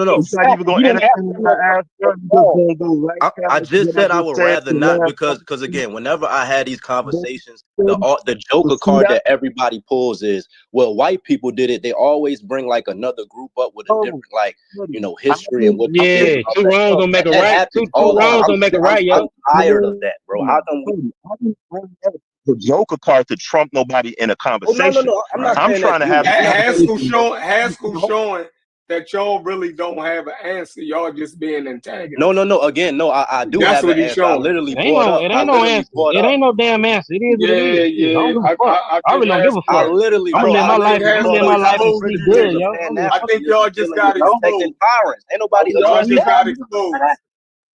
Yeah. This is why I don't be talking. Let me go back on mute. Because here's the thing, Chef and Fetty. Fetty and Gullah could very well be right. This shit. Hold on, Gullah. That's why niggas be having these. Right? Gullah, Eddie, hold on, bro, because you ain't want to talk. So listen, Gullah made a good point, right? He made a point that the nations that were involved in the Berlin Conference were only 8. So what I'm gleaning from that is that possibly Africa is way more diverse, way more divided, way more Why you gotta disparate bring than up the those. history? Hold It goes on. back to the point of bringing up history and bringing up certain ethnic groups that have had. All right, go Fetty, ahead. I'm in the middle of talking, dog. You literally Go just ahead. talked right over me, bro. I'm up there. Go So ahead, bro. Gullah made what I think is an excellent point, right? Y'all got to understand. I can't speak for nobody else on this panel, but for me, when I have these conversations, I don't have any emotional investment. I'm trying to refine ideas that are in my head, right, and getting some perspective from some people who see it opposite that I do, to where possibly I could refine my thinking. Maybe I'm not looking at this all the way around. You feel me? It's to be instructional and educative, right? So when I asked Gullah, and I asked on 2 separate occasions, my nigga, how you see this, da da da da da, and a nigga blow me off like, nigga, I ain't even listening to you. That's how the discussions get out of hand and niggas get to cussing each other out. I'm trying to really That's feel not where a y'all good way to coming have from. a conversation, Haskell. I agree 100%. That's not a good way to have a conversation. Yeah, I'm trying to learn, bro. Like, so is I like the the way you position put that that too. You put it better than just trying to learn. Like, right? You trying to get a different opinion so that maybe you can adjust your thought process. right, You know what I'm saying? right? So Because a I lot really of like that. times But keep going. Keep going. you can have some shit in your head perfectly worked out, and a nigga put a perspective in your head, and you never even consider. You like, damn. Okay, I gotta rework this whole shit. So when Gullah said that it was really only 8 nations, right? What my question is, what about that dynamic that made it possible for them to kind of click up in that way, where you don't see it as being necessarily as plausible in Africa? It's not trying to one up nobody or none of that, Fetty. No, And it's not an I'm saying I wanted one. to prevent comparing and contrasting 2 different situations and people that had 2 different. So that's why I want to focus on the group that we're talking about. I want it because again, every time I had these conversations, it reminds me of like a kid that get caught doing something, and they said, "Well, such and such, Tommy did it too." And so it's like, No. But Fetty, remember, the point is, I want again, hold on. The reason why me and Gullah brought up like the history aspect and why it's important to know like just the people groups of Africa, the cultural ideas that was all of that. I'm saying as a Pan-African, I would think that you would already know these things because you would have an idea of using past situations and using it in modern times. But y'all saying learning about the history and the people don't matter at all. I'm like, hold on. How the fuck you a Pan-African want people to get you don't even understand people said that. That was Stu P said that. Let me finish. Let me talk. Go ahead, No, Stu P. it is true. It is true that the historical aspect of a people plays an important part in their judgment. Nobody can deny that. Right, but if we're arguing today that we're in the enlightened age, that knowledge is freely available, most of these people realize that, most of the people, the sub-Saharan Africans, realize that they have one thing in common. And what's that one thing they all had in common? That they were colonized. I said that earlier. I said that. Right? I said it's basically black people who said we need to galvanize and go at the oppressor, aka let me finish. Let me finish. Realize that they have been colonized. No, you can be colonized and don't find it necessarily to bang on the beast, to build. You realize that individually you were not strong enough.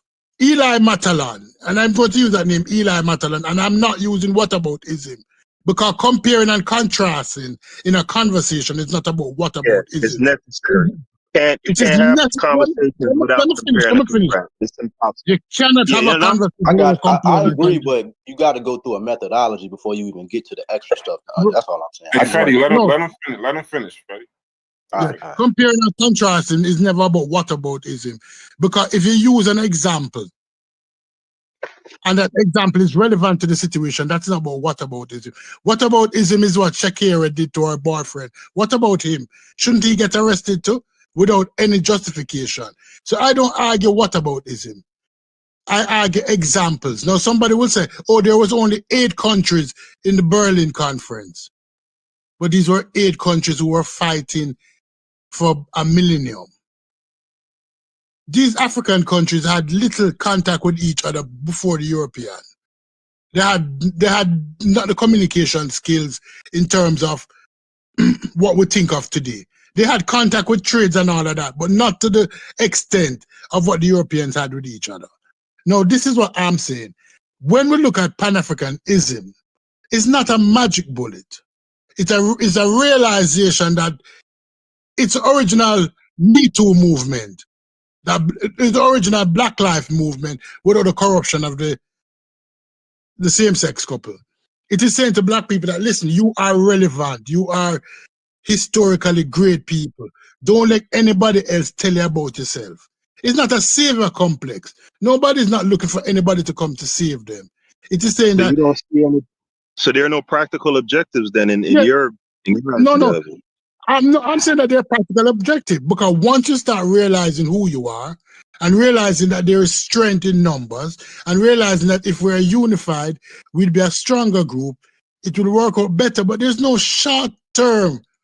There's no short term. It's a long-term plan. It's not a today plan where this thing goes in play today and tomorrow everything is okay. Life don't work like that, but everybody expect immediate solution to outstanding problems. And life don't work like that. Rome wasn't built in a day. But we Africans expect that because we unite, we're going to be straight. Where's our infrastructure? Where's our knowledge base? We still depend significantly upon the Europeans for the simplest of matters. It's going to take time. It took China 50, if you look at pictures of China 50 years ago and look at them today, there's a whole total different country. They got a jump start from the West, a huge jump start. And right. It was a finesse though. Like the whole point is that, like the way that everybody got their come up, they figured it out, they got together, and the people usually push. 9 times out of 10, most of these countries that actually decided to do what they were gonna do, like specifically China, those people struggled to get to where they are as a country now, as a superpower. So it's not like it seems with just a whole bunch of, hey, y'all, everything's going to just be beautiful. No, that's not the idea of Pan-Africanism. The idea of Pan-Africanism is for Black people to get together, work together in order to improve Black people. So whatever idea you can come up with that will positively affect Black people will be something that will be greatly due to Pan-Africanism. It's something that you can credit Pan-Africanism for anytime Black people do something in order to benefit other Black people. Because that is ultimately the goal. It's not just about repatriotism. It's not about having to move over there, none of that type of stuff. It's about Black people being able to work together in America. Like everywhere. In the world. In Britain, in America, in Jamaica, in CARICOM. Right, anywhere. Everywhere. It's not a magic bullet, but when people come and say Pan-Africanism don't work, it was never a magic bullet. So you feel if any Black person doesn't want to subscribe to Pan-Africanism, you look at them as a traitor? I look at them suspect. I don't look at them as traitor. They want to just focus on their family and community, right? And because you have micro Pan-Africanism and you have macro Pan-Africanism.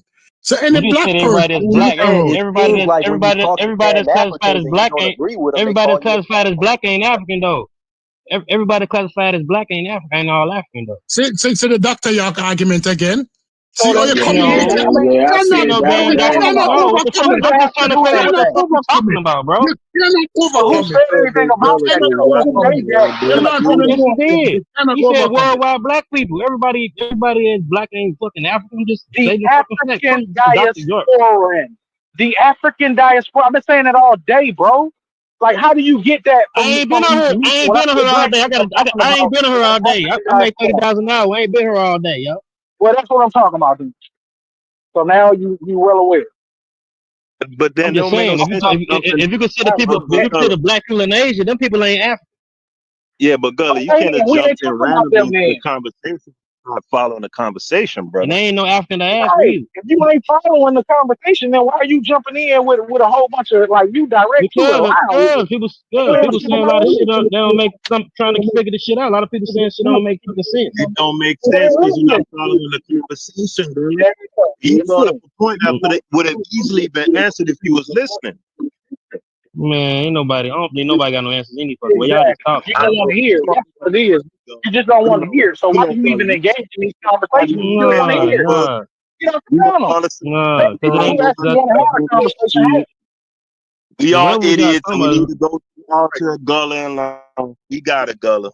We got to go make your 30,000 a day or whatever it is that you're making, bro. We got you, dog. One mic, bro. This shit sound crazy live. One mic. Yeah, Go I'm just ahead, saying. I go just ahead. represent Niger. I represent Niger Congo people. I don't represent the whole fucking continent. Bro.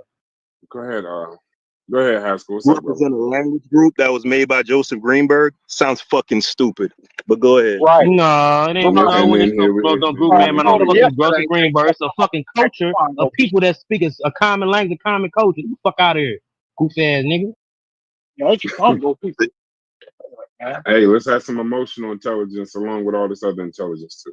Let's chill out for a second. All right, so who was talking? I just got This back. shit gonna be like this shit finna be like motherfucking artists. The fucking it's gonna be like Jonathan Owen's fucking channel in a minute. Gullah, when All I this pseudo shit on here. What you talking about? Why are you doing that? Hold on. So Niger Congo is what Gullah would like to advocate for, right, Gullah? But when he said Moron. Niger Congo, he's saying the same thing I said. I said sub-Saharan Africans. Sub-Saharan Africans are Niger Congo. He does not like the term sub-Saharan Africans, so he's going to use it's Niger. one of them. I'm just saying that's one of them. Sub-Saharan Africa is diverse. Nilo-Saharas ain't Niger Congo people. Right. You know what I'm saying? Certain Ethiopian groups ain't Niger Congo people. Niger Congo people are us. People that speak But Niger, the languages that are called Niger. The Ethiopians say they're not black. Why are we trying to That's my point. Yeah, that's my point. I'm not trying to own people who don't say they're black. If you say you're not black, I'm not owning you. I don't own the Ethiopians or the Eritreans because if you ask them to tell you that they're not black, they have more affinity to the Eurasians. Wait a second. You're saying, wait. Now I'm confused. Sound like me, stupid. Sound like you. It's crazy to me because the African Union, the African Union is in Addis Ababa. This whole conversation is fucking crazy to me. But no, they don't say that they're not African. They say they're not black. That's why you said African Union. They never say that they're not Africans. They say they're not black. No, they deny their Africanity too. A lot of them do. No, they don't. A lot of them do. Yeah, a lot of them do. A lot of them do. A lot of them do, bro. I dated one for fucking 3 years. A lot of them do, yo. So why you bring up Ethiopians then? Why you brought them up? They're not in the conversation. Don't bring up people that are not in the conversation. Hey, Stu Peas, would you agree that not all Ethiopians feel that way though? No, yeah, all of them feel that. Yeah, all of them. It's a nuance. But the majority of them feel that way. No, Brass, but the majority of them do, though, Brass. The majority of them do. Not all. Every time we talking, I hate it when people say, "Now, are you saying all?" Nobody. I don't know. But that's a general statement, bro. Most of them do. Majority of them. But Corey, here's my thing. When I'm having these conversations, understand I'm being genuine.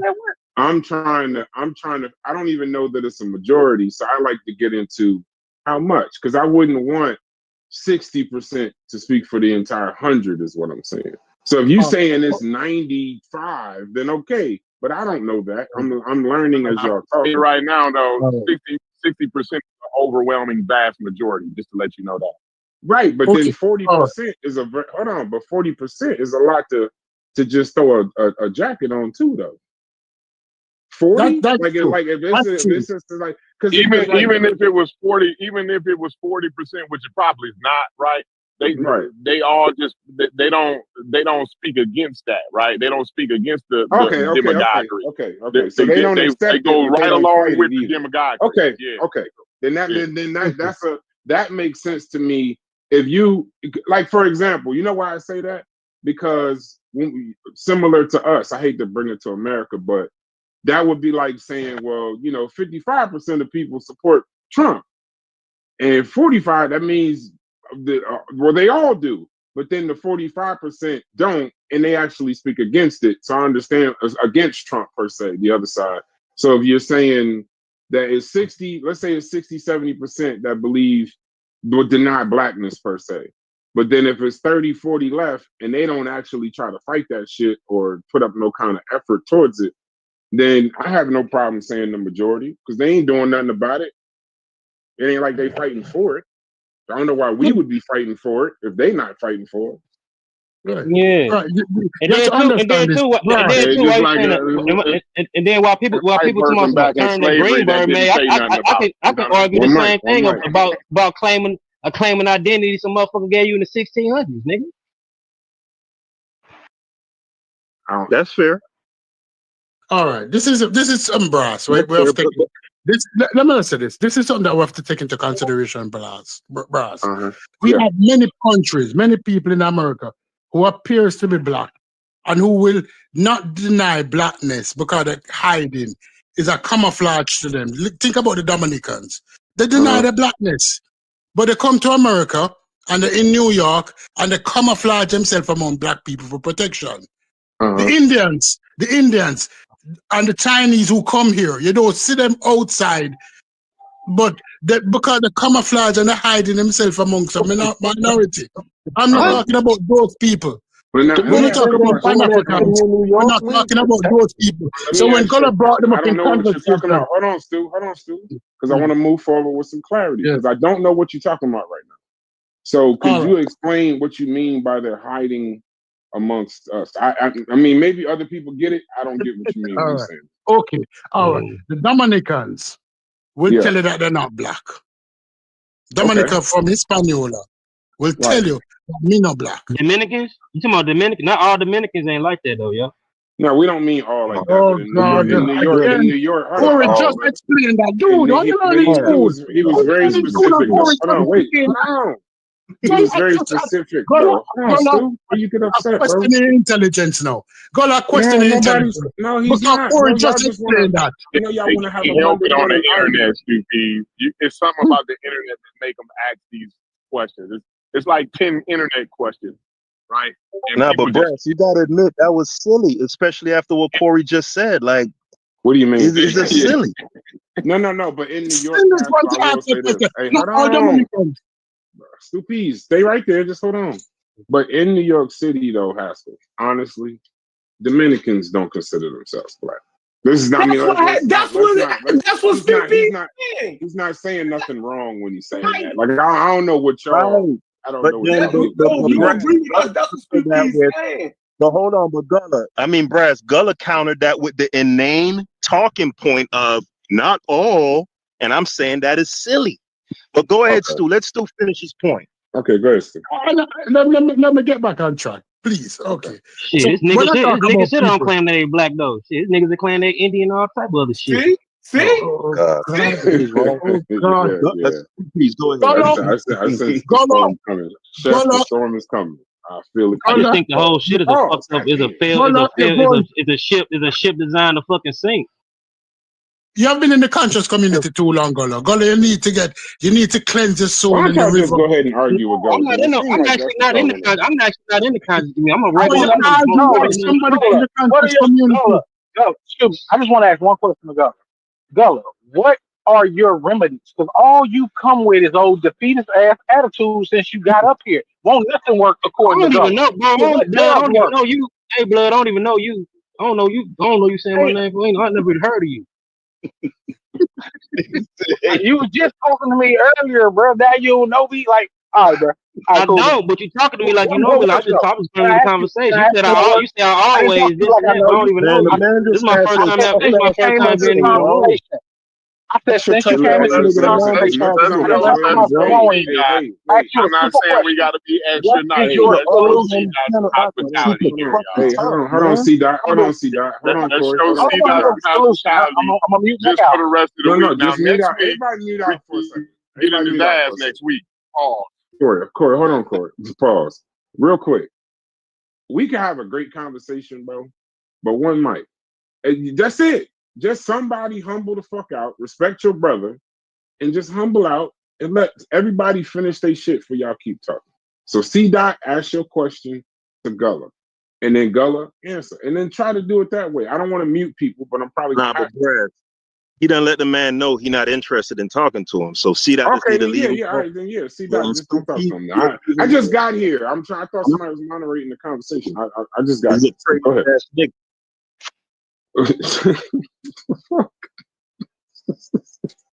And All right, be super tough on these I want you guys to show C Dot some hospitality just until the end of the Yeah, week. you a nigga that like to wear costumes and like shit, me. nigga. Treat him like me on Friday, but right now let's give him some hospitality. I'm Right good. These now. niggas like to I just cosplay. wanted to ask real These niggas quick. like to play. These niggas like to be cosplay and role playing shit. You want to beef?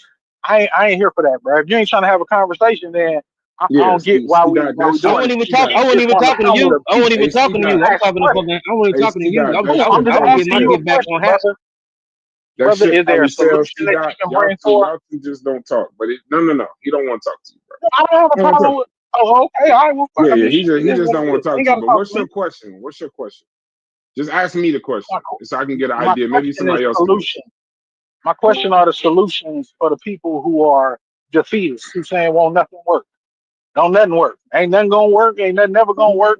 We just gonna be in the position we in just because it ain't gonna work." What's the solution? Does anybody have a solution, or is it just the defeatist talk? Like nothing works.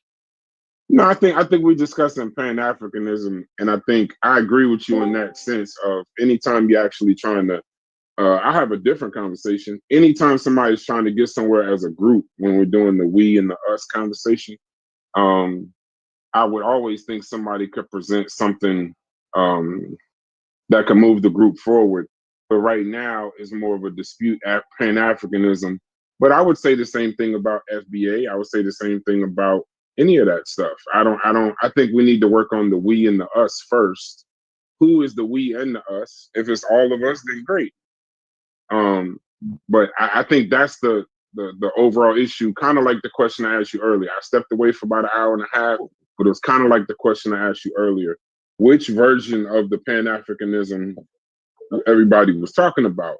Because we could say that the OAU or the AU is not Pan-Africanism, but that would be kind of crazy because they're trying to do that. Then you got Ibrahim and the different people that are doing their version of Pan-Africanism. Then you got the people here doing their version of Pan-Africanism. And then y'all don't want to accept him. He might be the bastard stepchild at this point. But then Umar, he has a following. So he's doing a different version of Pan-Africanism. So with all these, it's funny that the theme in and around Pan-Africanism to me, or not funny, it's ironic that it's unity when you could look at different parts of the world and see all these different versions going on, but the theme is somehow unity. So my question to you would hold on real quick. I'm just gonna ask a question and dip out. Somebody else got to moderate because I'm out and about. The question as soon as I answer this, I'm gonna be out too. I'm at work, so I just want to be quick with it. That's why I'm trying to get you to give me the question. No problem. I'm right here. So then my question is, it's just always I'd like to at least get like what Pan-Africanism are you yourself talking about? Because it might not be the overall agreed upon Pan-Africanism that everybody's talking about. I got you, brother. There is no uniform version of Pan-Africanism because Pan-Africanism is an ideology. So there are different formats for which people proceed in order to practice the ideology. As I've already explained, the practice of helping Black people progress is the ideology of Pan-Africanism, whether that be finances, whether that be creating businesses, whether that be, education, with all of these different formats are practices of Pan-Africanism. So there is no specific way that you have to go about practicing it as long as whatever your way is benefits black people throughout the diaspora. That's it. Amen. Well, Amen. then I guess I Amen. guess as far as your definition goes, see that I would be a Pan African then. Like, Yes, that's yeah, That's what it what I I would. is. said Yes. earlier. I It's would a be hundred understand what different versions Yes. of you One saying mic. my problem Like, with Pan it's a Damn, Africanism. hundred motherfucker, different I one versions. understand mic. that. God damn, one This, mic. I'm sorry. this the thing. I'm sorry, my bad. The thing Go with ahead. me, I can't. Like, I think it's like for me, I think it's a big false group of hope because you can't do all that shit. You gotta stop all these young niggas blowing each other down first for anything. You can't stop That, that shit. I that's don't your want to hear job, anybody right? talk shit. I don't want to hear Is anybody that your talk about job or shit not? until these niggas Do you want until You don't want do you want niggas to do to something speak. about it, or you put just these want to switch complain these about niggas it? can put these switches down, yo. Ain't Okay, nobody cool, on my man. Do you want job. to do Shit. something about it? It Well, ain't you your job. can't do So, nothing so The about why it. are power you is in the funny though. conversation?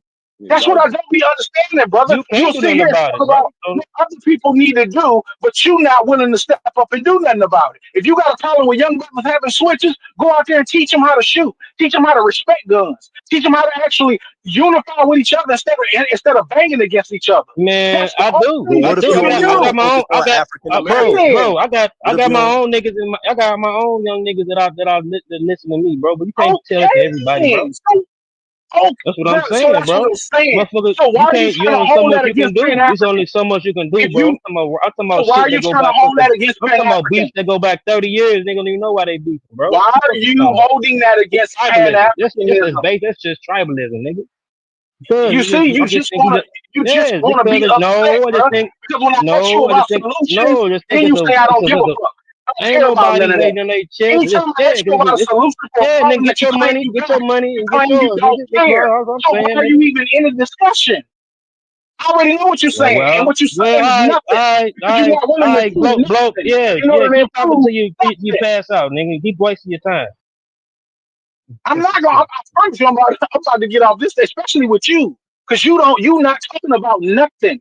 You just complaining and crying and bitching and moaning. Ain't You not nobody complaining. coming Ain't up with a nobody solution complaining. I just think for no, ain't nothing. nobody You are complaining, bro. complaining. That's I'm what you not, bro. call young niggas with Look, bro. I'm switches. not in that You scared circus. to get I'm out not there in with that them. circus you in, Oh, bro. it's been a I'm not in 2-year the beef. circus you Niggas in. You start don't have to making talk to me. excuses You and don't get gotta your talk ass to me out there. about somebody Making motherfucking excuses and get your solutions ass and all out this there. bullshit, bro. Period. If you Out of ain't here, willing to shit. do that, nigga, you just bitching and moaning Well, and crying. this ain't Sinetta. This ain't Sinetta channel I'm on. We in Brass Care nothing about that, cigar bro. room. We Talking in the about cigar you. room, nigga. About you. We in the cigar But I room. holler at y'all, man. Y'all be good. I'm about I see that. I handle hit you business, later. man. I Y'all see have a good one, that. man.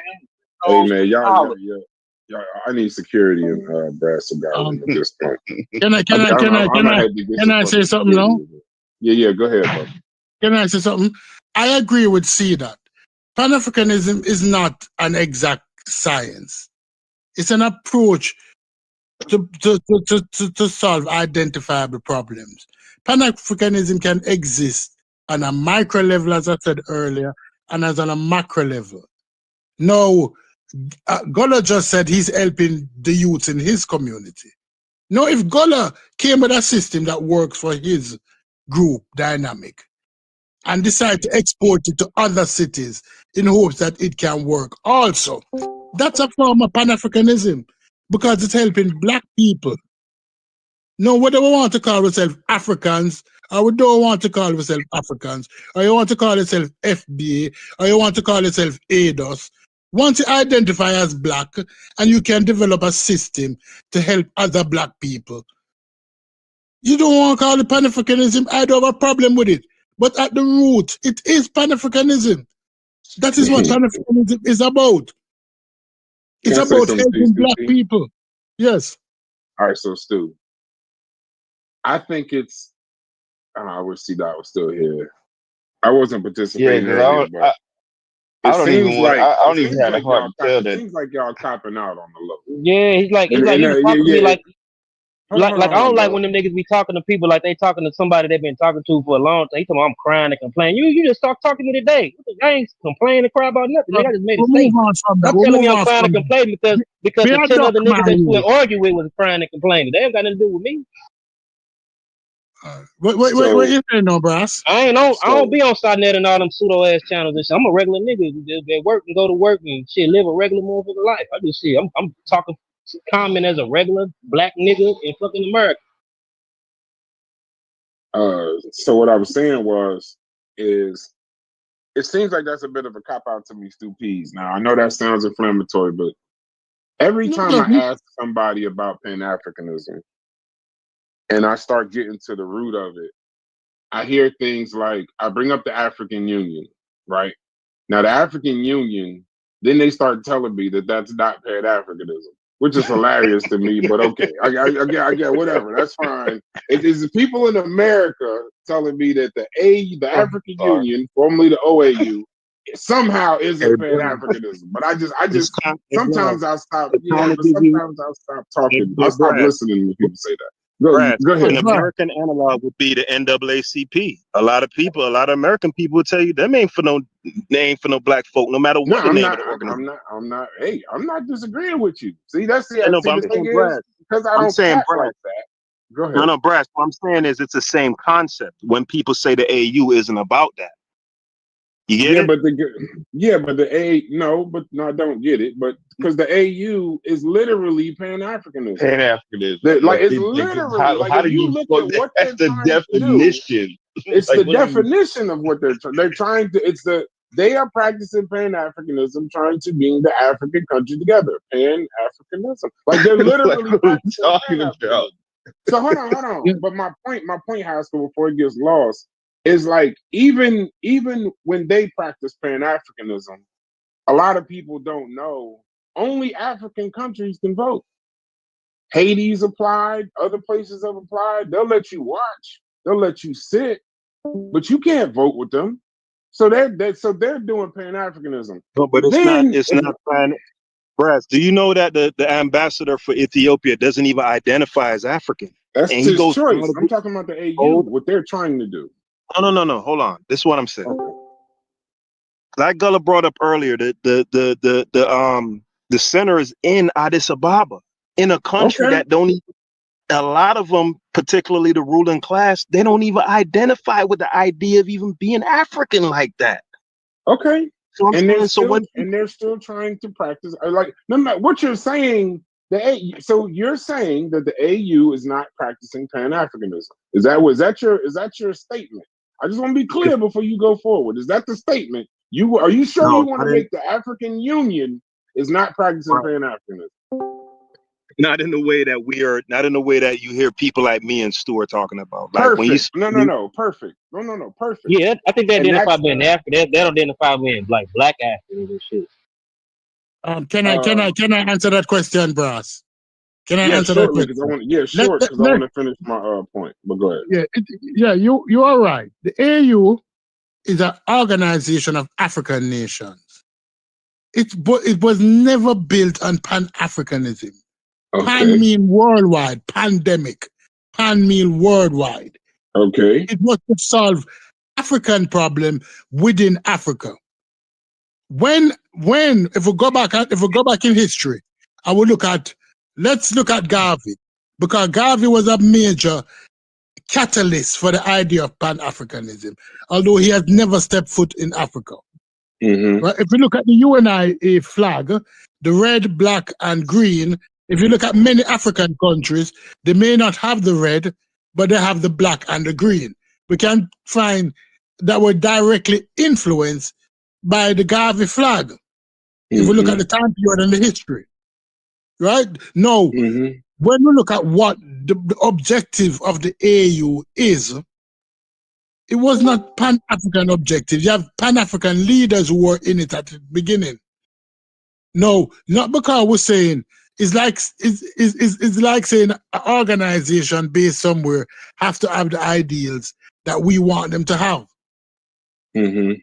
Other countries know. We'll look at Abraham Traore.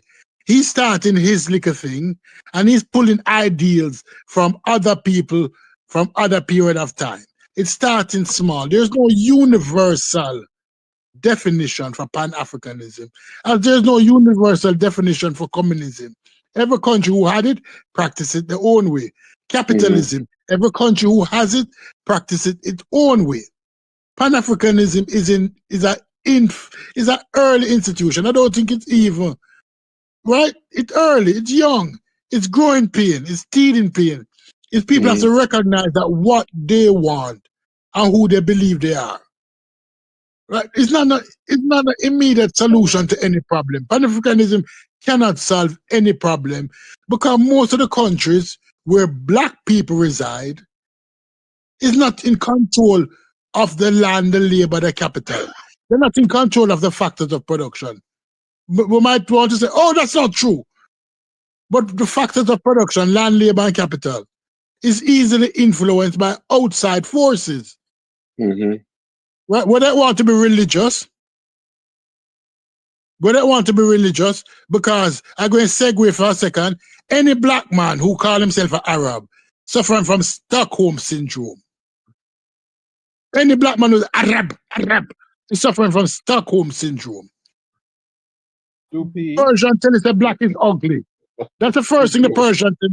1,000 years ago when the Persian went to India, India was majority dark-skinned people. And the Persian told him that them ugly because they were enslaving people in Africa. So when the Arab come on this thing and start to question Pan-Africanism, I have to ask where his allegiance lie. Is it with the Arab or is it with black people? But Stupides, I don't want to hijack my point though. My point is, I just wanted to show that. No, I got that. But my point is with Pan-Africanism, when people, you could go into a room of 30 Pan-Africanists and get 30 different versions.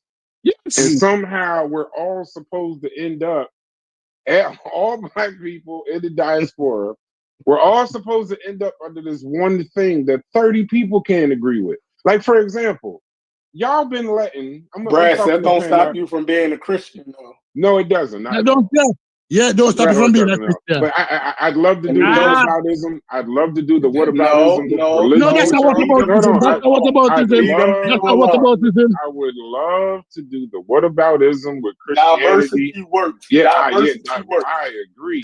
Diversity works. I agree. Diversity works.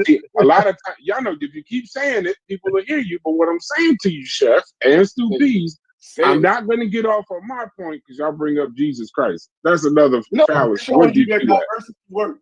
I know, not in this case. It does. Because, for example, hold on. Unify under the death. Whoa, what's wrong with you? Let me finish my fucking sentence first. Go ahead. My point is, it doesn't work in this particular case. Because what C-Dot described was just very fucking simply black people helping other black people. That's all he described. When he said what fucking Gullah was doing and what he's doing and what this person is doing, that's just black people helping people. It ain't Pan-Africanism. It's black people. It is.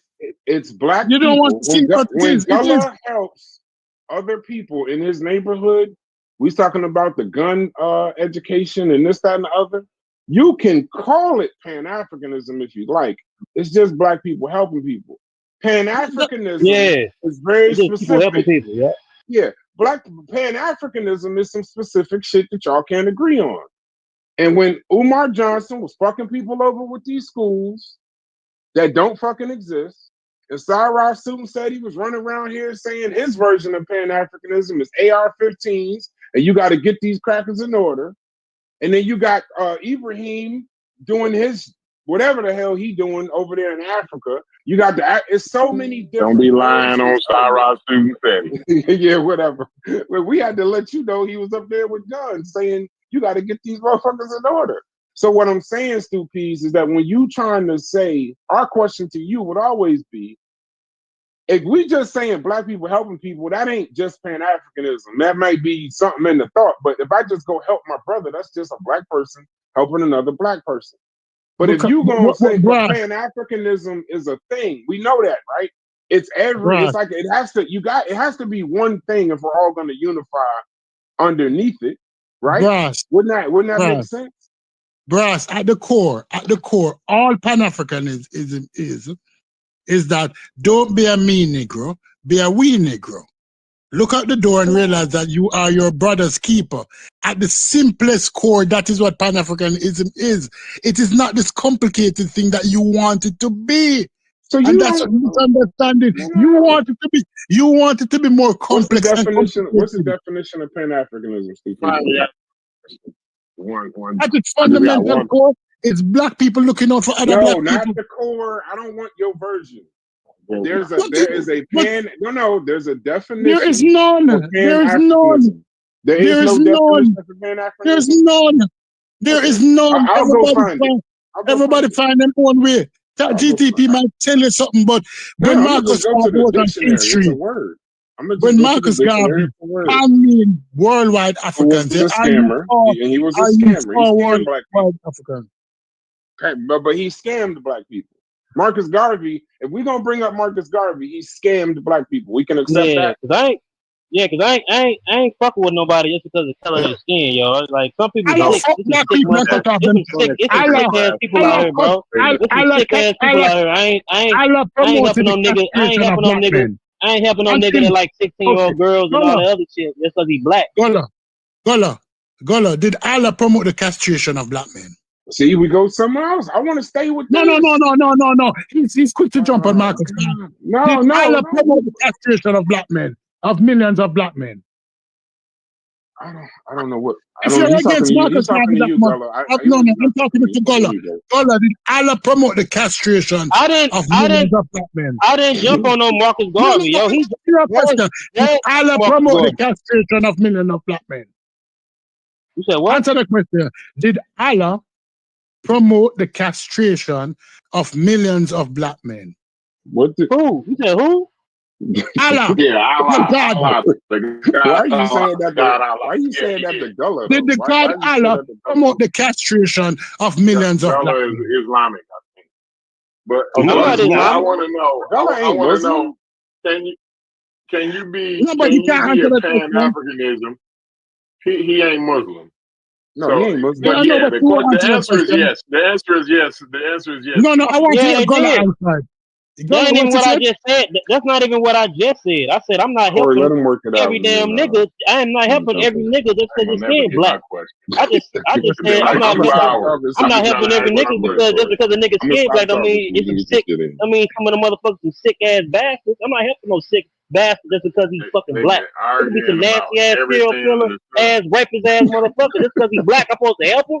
Fuck that. Oh gosh, bro. Go ahead, All right, now we done got everything off our chest. We done got it all off. We got everything off chest. Go ahead, Corey. Now, I want to know, right? Because I'm hearing that as long as you're helping black people, right, you're a Pan-African, right? So, but my question is, because me particularly, right, I'm only going to help African American black people.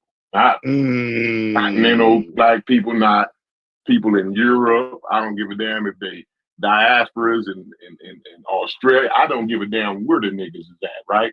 If you ain't in these United States of America, why would I explain? Why am I giving a fuck about anything you got going on, right? And does that just because I don't give a fuck about all the other diasporans, right? But I love my African Americans, right? Don't cut them off. Hold on. But I love my African Americans, right? Do that still make me a Pan-African? So you ain't Let me answer that. No, wait. You don't want the bike no more. What happened to all the bike stuff? That's a general question. I wasn't to you. Those are my ancestors, right? I recognize my ancestors, but as far as helping niggas out and building up somebody's economy, it's going to be over here in these United States. If them Africans want to talk to me, they better start talking to me about some of them goddamn minerals first before I talk about anything. I don't want to. I'm not even. Hey Corey, I'm not even helping every nigga. My bad. Listen, Gullah. I don't want to talk to an African about the goddamn weather before we talk about them goddamn minerals and some paper and a paycheck first. We can talk, but at least send a paycheck first. Then I'll come over there and talk to you. But until you niggas start breaking bread first, we ain't got a goddamn thing for you because we the only ones with something to bring to the table. The knowledge, how to get the cobalt out the ground, how to build up the infrastructure. We the only ones know how to do that shit. Them niggas sitting on it, right? They sitting on the shit and don't know what to do with it. So don't talk to me about Pan-Africanism or building up economies and none of that shit, right? If them niggas ain't finna write a check or break some bread first, listen, first they gotta break the bread. Can I answer? Let me just say something real quick after Corey say something though. I would say I'm not helping every damn nigga. I'm not even helping every nigga over here. If you ain't in my immediate circle, I'm not helping. I guess I'm Pan-Africanism the shit. Shit, I help my motherfucking shit. If you my homie, shit, I'ma help you, nigga. Shit. Some of my niggas black, some of my niggas, African American, some of my niggas Afro-Colombian, some of my niggas Afro-Cuban. Shit. I guess I'm practicing Pan-Africanism if my homeboy catch a flat and I'm not a help. Shit, I'm not helping every nigga here. Go ahead, Stu Pease. This is hilarious. Can I speak now? Go ahead, Stu Pease. And land your plane, Stu Pease, though. Let me land my plane now, because what Corey said is not a problem to me as a Pan-African. And it wouldn't be a problem to most Pan-Africans either. Because passing christening picnic first. What I mean by passing christening picnic first? We help those in our immediate vicinity first. We don't have a problem with that. The thing is that you are a willing person to help in the upliftment of your people. I don't have a problem with that. I know Pan-Africans would. So what Corey said would rattle somebody who is of lesser intelligence, and what Gullah said would have lessened. But what I don't like the me Negroes. If it's a we Negro and the we encompass your group, no problem with you. I will welcome you. You know, why are you going to ship? We as an African American. Let me finish. Let me finish. Why are you going to ship? Let him finish the start. Why are you going to ship help? Where are you going to ship help? 2,000 miles away, 200 miles away, 2 miles away, 1 meter away, 1 foot away, 1 inch away, when you have problems in your proximity. Why should I ask you to do that? It would be unfair of me. So I don't have a problem with that. So if you want to think you're saying something that's going to agitate thinking people going to laugh at you and say, we understand, and we understand why you're saying that. If problems in your vicinity, why are you not going to help those people first? Yeah, I don't agree with none of y'all. And the reason why is because the world of today is way different than the world of yesterday. We're connected. The world is way more connected. And if people see an issue or a need, if somebody need help in Haiti, you feel me, and we have the ability to help them, then you should help. No matter who it is. You dig what I'm saying? Right. So when we start talking about, Chef, I don't give a damn about Haiti. That's fine. That's fine. So we work around. Right. But we work around people like you. Then you dig what I'm saying? If you just want to help a nigga in Flint, Michigan, we ain't gonna turn you away, right? That's just you. But if somebody, if it's starving people in fucking Haiti or in Cuba or in Jamaica or in fucking Nigeria, yo, and you can help them, you're supposed to do it. We gonna keep them in our prayers. Listen, prayer ain't never helped. Prayer ain't never helped nobody. Yeah, dude. If you can help somebody, we'll keep them in our prayers. Yeah, if you can help somebody, you're just supposed to do it. Now, I understand the ideology. You need to fix home, this, that, and the third. But no, come on now. People starving around the world. Yeah, famine shit. You supposed to help. Yeah, it's like my girl. She Afro-Colombian, yo. I might help her family. I might help her. I might help her family. I might help her family. Hold on. I might help her family. And women in my family, but I'm not giving Keisha down the street fucking gum off my bottom of my shoe. Just because she in my community. You gotta know me or be in my immediate circle for me to be helping a motherfucker. Like I'm not just helping no Now, if I want to like give it some world shit, like what Chef was saying, out of my hold on. Some Now, off like, your shit if they needed help. yeah, if they needed help, like on some serious shit, like a motherfucker gonna need some serious help. But other than that, if the motherfucker ain't doing shit with me and I'm helping them in my circle and I don't know you, I ain't helping shit. But if I see something that's like some world shit and I want to help just because I want to help, I'm gonna help. Not because I'm not on some Pan African shit, just because I'm a human. I only fuck with who fuck with me, yo. All right. The next time I meet Martin Luther King, I will tell him that. You hear? The next time I meet Edgar Evans, I will tell him that. Martin Luther King got to do with this? Martin Luther King. No. Because if everybody thought like how Gullah thinks, the predicament that we're in would be far worse. Martin Luther King wouldn't have went to Birmingham. You didn't Martin Luther King, yes, he wouldn't. I'm from Atlanta. What am I going to go to Birmingham for? I don't expect anybody in this chat to be Martin Luther King, bro. What are we doing? No. Ideal. Yeah, but we're not. You still supposed to have lofty ideals. Niggas sound crazy. No, these niggas don't live up. Lofty. Now I know you ain't talking, Brad. I done seen you know all kind of motherfuckers. I'm not saying so me. I'm not you saying just me. talking shit. I'm not saying me. Hold on, wait. I'm not saying me. I'm saying the average everyday person. I know how you live. You know how I live. So of course I'm not talking about me. I'm saying the average everyday person in their hood, in their community, when they're going about their day and doing things, they're helping the people that they see. They don't have the idea. They're not live. They know who Martin Luther King is. They revere the man, but they are not trying to even go over to the next block in their neighborhood and fix that. They fixing their family and they fixing that. So I'm not telling you whether it's right or wrong. I'm just telling you what people are doing. And I don't like when people say just helping Black people is Pan-Africanism, because we're acting like Pan-Africanism doesn't have a definition, and it does. So I understand when Corey is saying, I'm going to help the African Americans here on this continent. I'm not concerned with anybody else. I can understand it, right? I don't got to agree with it, but I can understand it. So I'm not saying I'm just saying putting the ideal of MLK on the average everyday African American, I think that's just a bit much. Did you look that up, by the way, Brad? Did you look up the definition, by the way? Yeah, I did, and because you know I did. What did it say? We're waiting on you. Okay. Hold on, Scoopy. What it say? It says definition says the cleanest way to put it.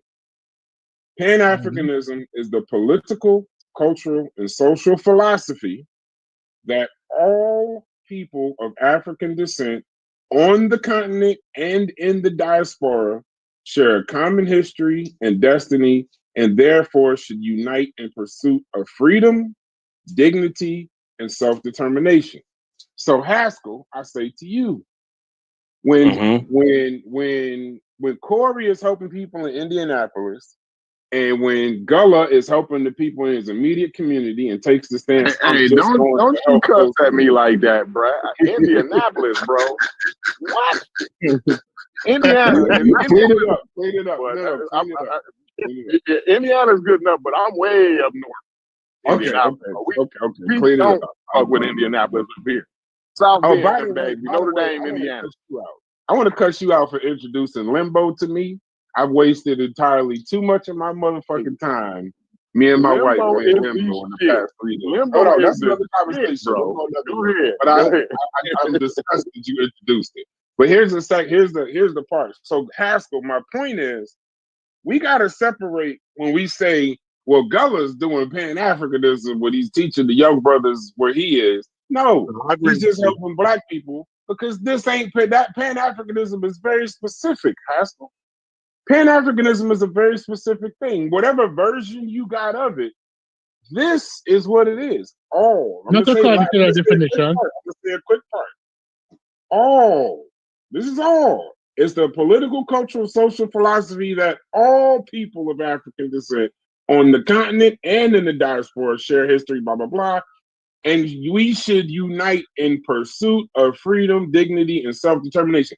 That's all. That's all of the Africans on the continent and in the diaspora. So if I'm just helping somebody, don't fucking put your Pan-Africanism on me because I'm helping Well, another Brad, black it person. doesn't say That's all I'm to saying. help every. It doesn't say to help everyone. It's saying that the concept is that all of them have a shared history. That's the all part. That's what the all Right. applies to. No, It's no, a and shared history and therefore, a shared no, history. stay right there. Stay right there. And therefore should unite in pursuit of freedom, dignity, and self-determination. Hold on. It says key points inside the definition. Unity. Africans everywhere are one people despite borders or slavery scattering. That's all, my nigga. I That's even not that's cringe when not I enough hear to the help shared the motherfucker history on the part though. street.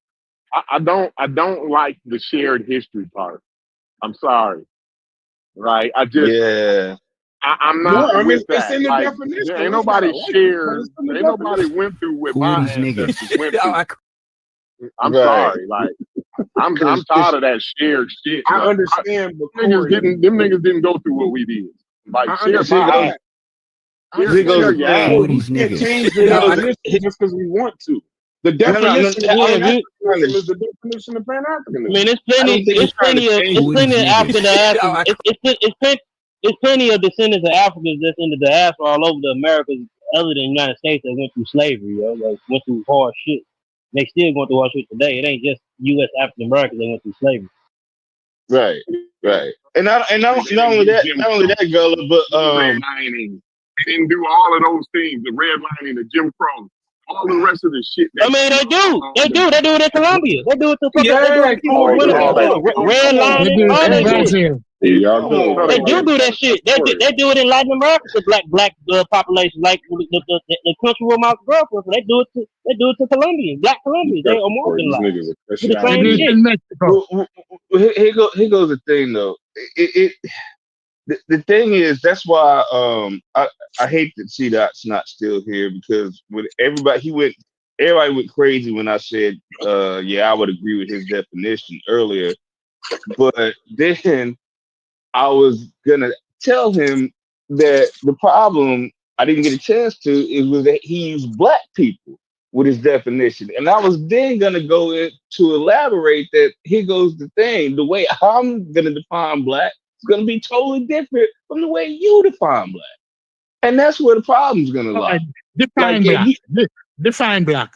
Define black. I stand in for for C. me, Define for black. Yeah, for me, you. motherfuckers. We about to fuck up this whole conversation.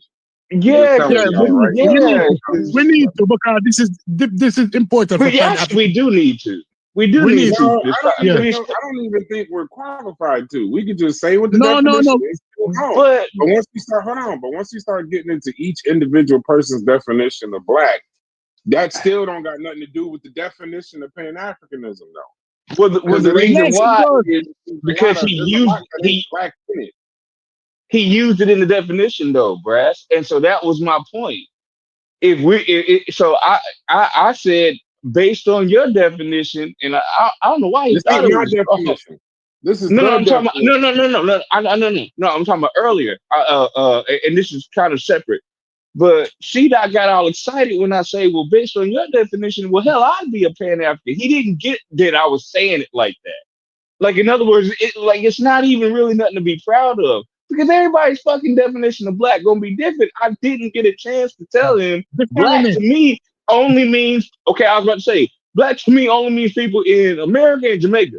That's it. I don't even get in all deep into the, oh, well, they sent people over here and over there and this, that, and the other. I'm done with it. Like America, Jamaica, like that's good enough for me. And I ain't even saying that just because you on here. Who else? Where else they send niggas to?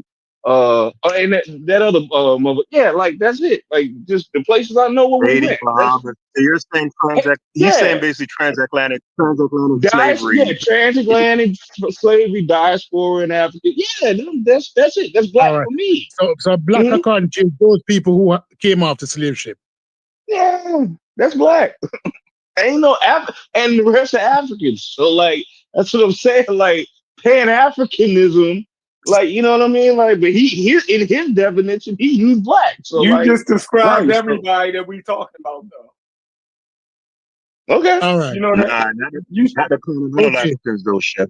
Will be So their the time. No, Africans he wouldn't be he black. Not said the that which ones? everybody in the and hold on, that's not in the what he described is part of the actual definition of Pan-Africanism, but that ain't everybody.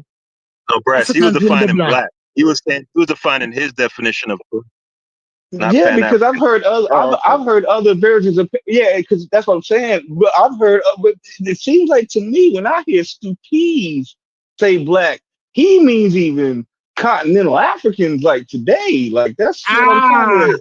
all right. Yeah, Wait, Let me you answer think that. Let me answer continental that. Africans are black? Let me answer that. that's Let what me it answer sounds that. like to me. Let Hold me on, let answer him that. answer. Let him answer that. Let me answer that. Of course they are. Back in the day, let me answer this. Then please. Back in my 20s, I would agree with you. I was of the thought system that black only referred to those descendants of the slave ship because the experiences were totally different. Until I realized that colonization is not unique to the Americas. When I talk about the Americas, I'm talking about Canada, United States, Mexico, South America, the Caribbean. I realized that colonization was not unique to only those individuals. So I had to expand my definition of blackness because we are only black today because of the Muslims and the Europeans. Without those two colonizers, we would not be given the definition black. That's a fact. And I think that's the biggest point about it is what gives definition to blackness, because prior to that, and guys would say it all the time, right? It's a social construct, all of that I stuff. don't even know Prior why. to that, I don't Africans know didn't why that matters today. You chopped and screwed, Corey. Yeah, prior to that, Africans never identified that way, right? So regardless of what side of the aisle you're on, whether it's the blackology side or the other side, everybody I think can agree with that is what gave definition to the concept of blackness and even Africanness to an extent is events that were brought on by Europeans and of course, right. yeah, absolutely. Nobody would dispute that. So that would be the shared experience, so right? I guess Brass does. It's just like people like Corey and you are more, kind of districted a little bit tighter. But if you look at something like what happened in South Africa, like apartheid there isn't any big separation between apartheid and Jim Crow. Same concept, same abuse, same shit. What happened in the DRC with Leopold, and you know what I'm saying? Like colonization, like that shit wasn't no walk in the park. Like that shit was bloody, and you know what I'm saying? And it was based on, in a lot of the ways, the same thing. Hands. Nobody wasn't losing right hands and the left hands in the rubber farms of America. Right? So that's why I changed my definition of black, because black originally for me was that until I recognized that colonization is not only unique to the Americas. Hey, I don't that's why these conversations. Yeah, I don't consider. That's why these conversations almost you get to talking for 3 hours, and then you realize that people don't even ain't even agreeing on what's black. Like on the a basic, nigga tell you that was my point. Yeah, a nigga tell you that Africans they black, but Africans ain't black. That makes no sense. How do we just have a 3-hour conversation about black and Pan-African and all this other shit? And people say, yeah, well, Africans ain't black. Like, what just happened here? I would say most Africans don't want to be black. I think there's Africans that'll be fucking offended if you call them black. African Americans who say that they not black. No. African Americans who say that they Did not you black. understand what has to wait. Please, I gotta ask you. Listen to me. If there's African Americans that can come up here right now and say that they not black, do we listen to them? I don't even. But you telling you they ain't black? Hold on. No, tell me that. Stay right there. What are you talking about? African Americans say that they not black, yo. Who? See, y'all don't even live in the real world. Don't do that, Brad. I'm going to mute back out. I'm going to mute back out, yo. Y'all don't live in the real world, yo. I'm done. But don't mute. Right. I don't live in the world. No, I don't live in the real world. I don't. Brad, you don't know black Americans who tell you that they not black, bro? Huh? Well, wait. You don't know Can I, black? okay, let me give you one. Bow Wow. I'll let Bow Wow will tell you Pastor. quick. I'm not fucking black. Bro, I can't Raven even hear Simone you, my said nigga. I'm not fucking black. Yeah, you Say that going in and again. out a little bit. Say that again. No, I'll give you two real world examples then, since you Okay. need them. Yeah. Bow Wow will tell you quick, I'm not black. Straight up. The little rapper? Ravens? No, that's besides the point though, because you kind of No, I'm gaslit trying to a figure while out. You ago. said Bow. No, you said Bow Wow. I just want to make sure you're talking about him and not some nigga I don't know. You talking about the rapper from Atlanta, Georgia? The world famous. The GOAT rapper. Okay, so he said he wasn't black. No, he said he wasn't black. Go ahead, I'm listening. Go ahead. Raven Simone. But besides that, I ain't got to keep listening off people. How you gonna gaslight Chef like that I'm and not pretend like gaslighting you don't stuff. know? I don't have black.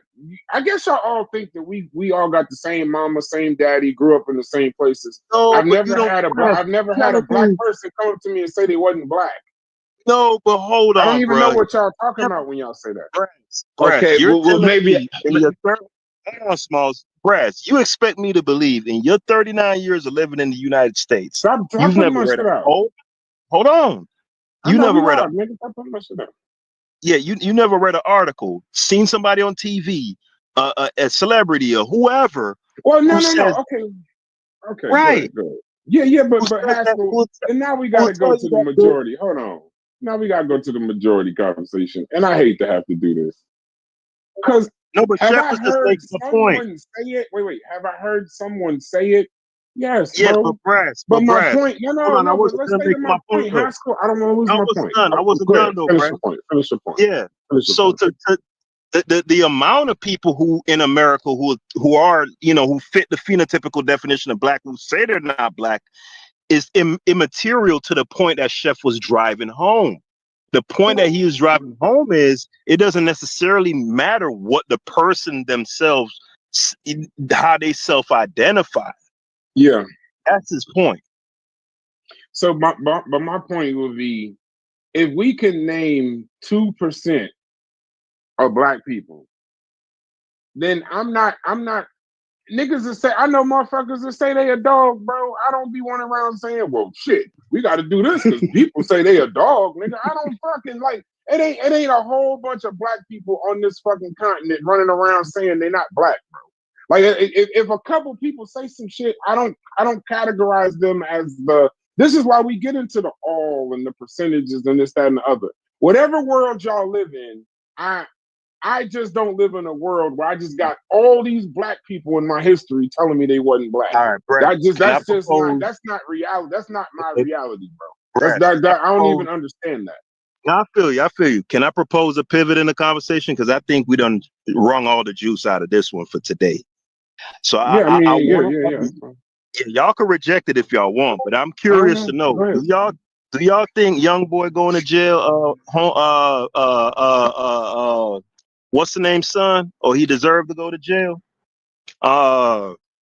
Rampage son. Oh hell yeah. That was a no. Oh hell yeah. No. Segue, though. That I'm was sorry, I gotta say though. What did he do? Was attempted murder. Nigga, that was attempted murder. I know you saw it. Yeah, go watch the video. You might not agree with me. That was attempted murder. I don't know, Brass. My black college side. Nigga, if they wouldn't have pulled him off, he'd still be punching that motherfucker on the ground. Yeah, he'd have kept going. He'd have kept going. Why, do you know why he was punching him like that? Well, okay, so the way the story go, hold on, let's lay the story out. I'll play the video for the people in the chat because they probably don't know what the fuck we talking about. And don't let Haskell, don't let me forget. I'm gonna cut Chef out later for that. But the Rajah Jackson. So Rampage Jackson is an MMA guy, and his son, they're on a kick stream. That's like they pay streamers to do kind of what we're doing, but they are more out and about in the world, and they should blog more. So Rampage Jackson, he's an MMA guy, retired. His son is an MMA guy that's coming up in the business, but they're both streamers, very popular streamers, very provocative, very interesting. So Rampage Jackson's son, Rajah, went to a wrestling event one of them, not a WWE, but one of them backyard wrestling events. And at the wrestling event, a wrestler will tell you, we're always, if a camera is on, we're in character. So one of the wrestlers, thinking that they was, kind of hyping up something, hit a beer can over his head, as like what the wrestlers do. So Rajah Jackson got upset, this, that, and the other.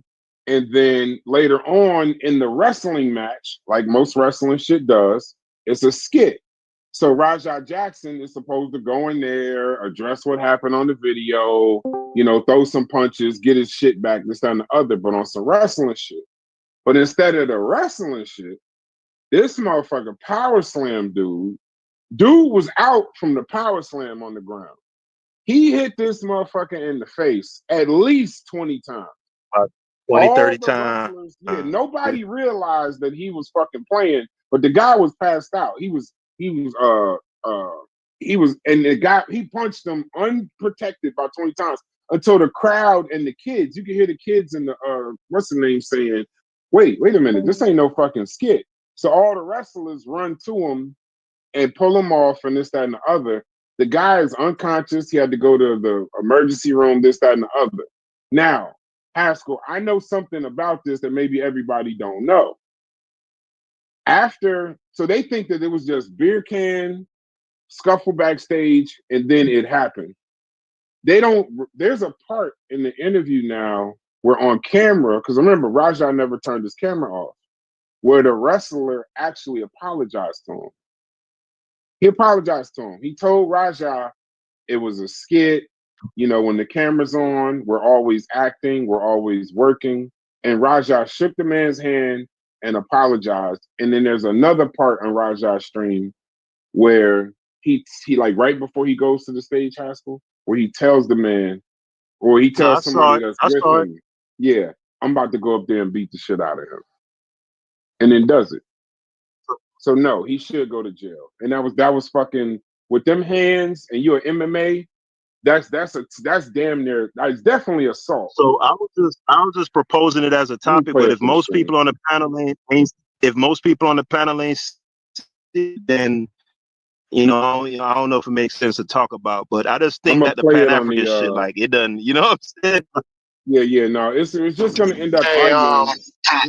So I didn't want to look at it. I know about it, but I didn't want to look at it because I don't like looking at shit like that. I don't want to be desensitized to shit like that. But Kick has a problem with that kind of shit. Period.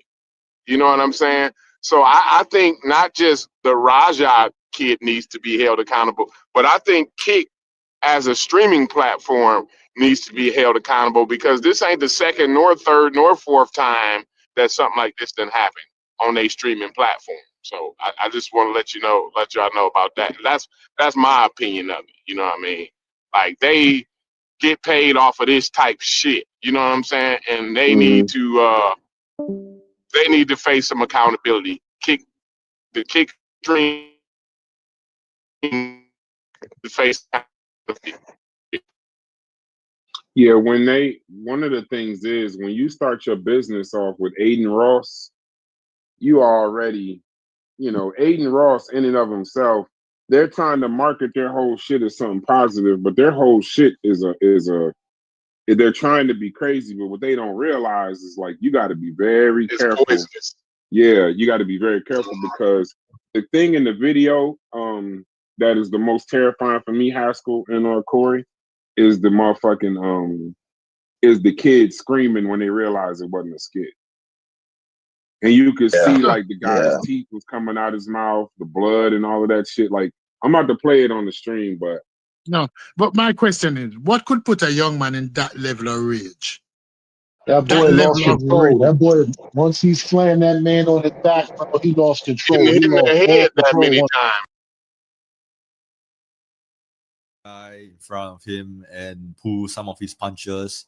Since he slams him down and instantly knocks out the guy, and instead of pulling his punches, he just starts knocking him out, throwing haymakers nonstop until the guy starts bleeding. And you can see the wrestlers behind their shock. I'm not too sure whether this is part of the entertainment. Look at the guy at the back. They just all start coming up, grabbing him, pulling him away from the knocked out wrestler. You can see it's like bleeding from the corner. Yeah. Hey, I think that's a little. Oh, you easy. He's not a fucking worker, bro. Calm down.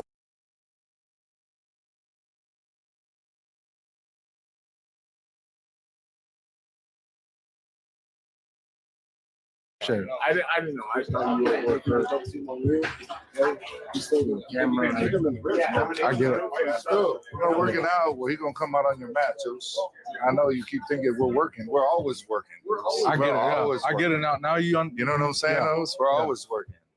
So we'll set it up. I'll have him come out during your mats.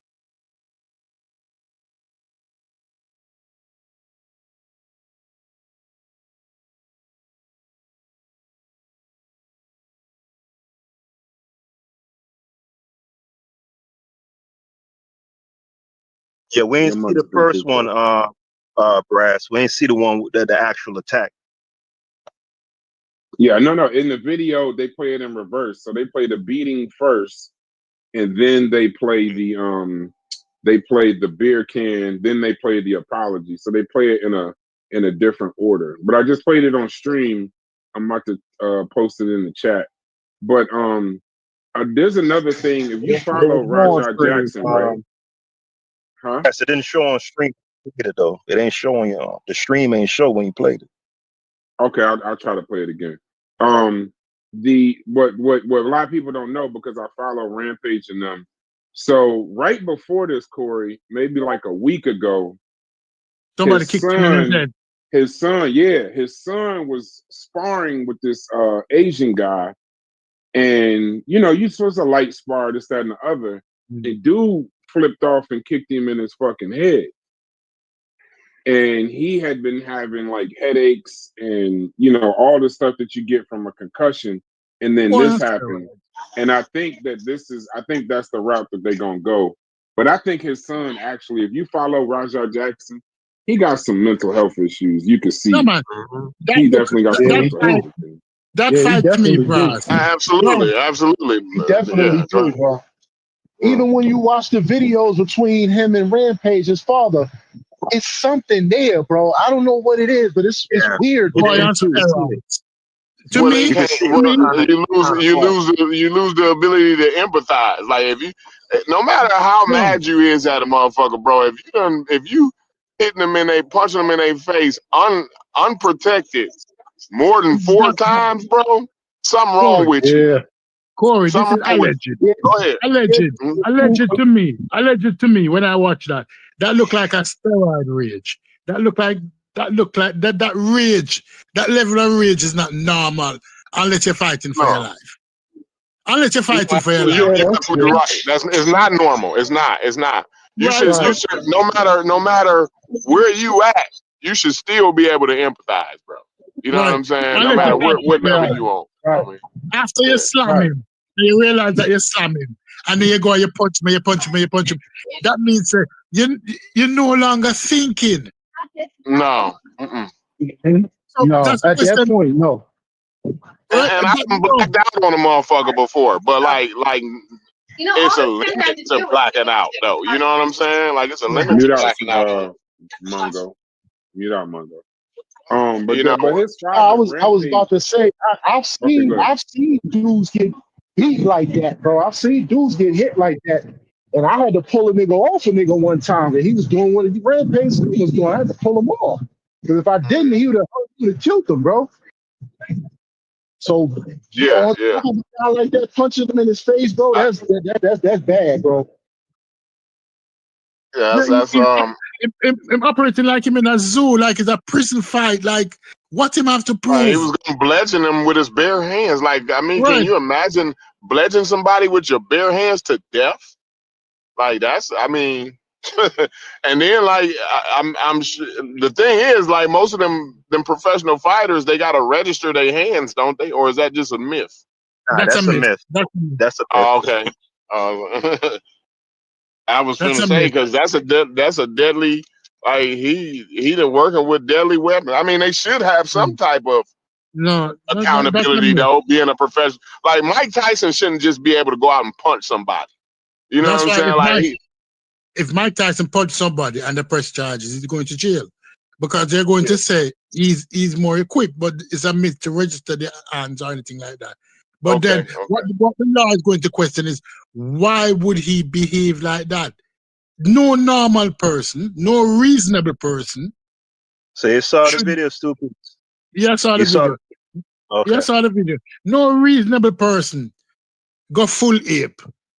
That's anti-black, that anti-Pan-African, that's spread the wrong thing. When they see you, and they look at you, and because when they look at Corey, they say, that's a rampage. We have to shoot him down because he'll jump on us and beat us to death.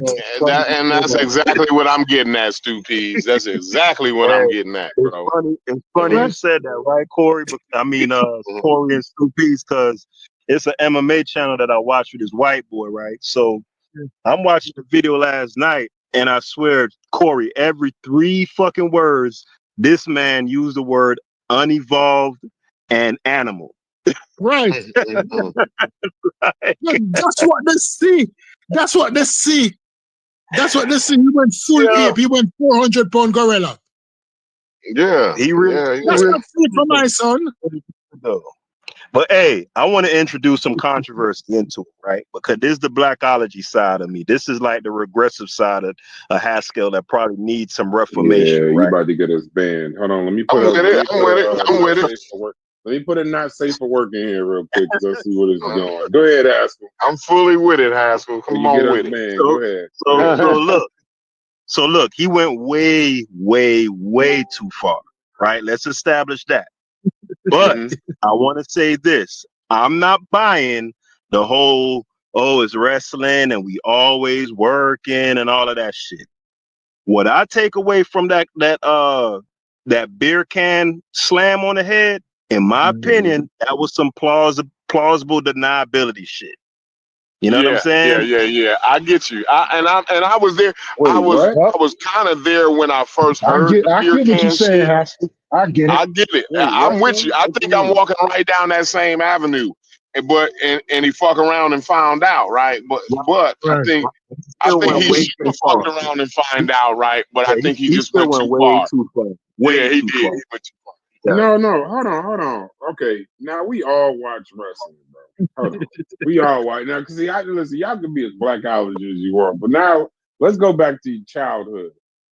We've seen mankind get thrown, the sock puppet get thrown off the top of a damn cage onto a ring full of nails and barbed wire. Slam in wrestling terms. And this is not WWE. This is like backyard wrestling. So in wrestling terms, if I'm the wrestler, I'm the white guy, and I'm in character, I'm doing what I'm supposed to do. The camera's on, I'm doing this, that, and the other. When the camera is off, you can see him telling them, like, bro, I wasn't doing that, like, to embarrass you. When we're on camera, we're in character. And the thing is, Raja agrees. Is that me breaking up or Brass breaking up? Maybe I was. No, nobody's not breaking up. No. But the fact that Raja agreed, hold on, the fact that Raja agreed right there. See, here's the sucker shit. This is what I'm gonna say is the sucker thing, though. Because if he really wanted to fight the man, because the man hit him with a beer can, he could have just did it right there. Well, I agree with that part. Wait until the guy thinks it's a skit to just get your shit off. Yeah, to just get your shit off, and you beat. And then the last part, it's the severity of the beating. Like if you was to just get something that was the equivalent of a beer can in your head, like you just slammed him hard, then cool. You could have slammed him and left it at that. Yeah, but when you punch it, bro, he hit that man 20 times uncovered, unprotected. It took every wrestler in that motherfucker to get him off of him. He wouldn't have stopped punching him, bro. He would have killed that man. For a beer can? Come on. Hold on. Snoopy's going full super black now. Snoopy's going full super black. Where's the Pan-Africanism? By the thunder of blackness, I have the super black. listen, why should I allow you to feel good about slamming a beer can on my head? And when I think about the rage height, why should I allow you? What my lifestyle is? Why I can't be the hero? Why I can't be Gravedigger? Why I can't be Hulk Hogan? Why you have to come one up me first? Why you couldn't come and talk shit? Why you have to physically touch me before the fight? What you was trying to prove? A beer can still hurt, you know, and then you apologize afterwards.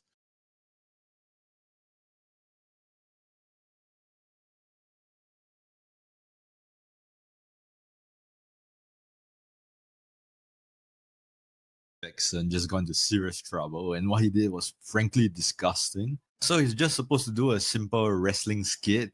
You're just supposed to body slam the guy in front of him and pull some of his punches since he slams him down and instantly knocks out the guy. And instead of pulling his punches, he just starts knocking him out, throwing haymakers nonstop until the guy starts bleeding. And you can see the wrestlers behind their shock. They're not too sure whether this is part of the entertainment. Look at the guy at the back. They just all start coming up, grabbing him, pulling him away from the knocked out wrestler who can see is like bleeding from the corner of his head. Yeah, so it's a really shocking scene to see. Yeah, they had to crowd him and pin him into the corner just to stop him. And it seems like the only reason why he went all out on the wrestler was because the same wrestler made fun of him earlier on. Here's the clip. What, you don't know me? Hell no. Yeah. Hey, I think that's a little. Oh, you don't. Easy. He's not a fucking worker, bro. Calm down. Yeah, what the fuck was that? You're good. What the fuck was that? You don't sell it? No, he's not a fucking worker, bro. What the fuck was that? Hold on. I don't play that shit, bro. Nah, I will fuck him up, bro. I know you will. We're good. I will fuck. But it turns out that the dude fully apologized after the confrontation and even asked Raja if he would like a fake angle in the wrestling match. I apologize. I appreciate it. I didn't know. I thought you were at work. I get it. We're working out. Well, he's gonna come out on your mat, Juice. I know you keep thinking we're working. We're always working. I get it. Yeah. I get it now. Now you know what I'm saying? Yeah. We're always working. So we'll set it up. I'll have him come out during your match so we could fucking seal the whole thing and we'll make something out of it. You know what I'm saying? All right. And the reason why he suddenly acted out was because he was tired of everyone treating him like shit. Everybody fucking playing with me and shit. The kick bend.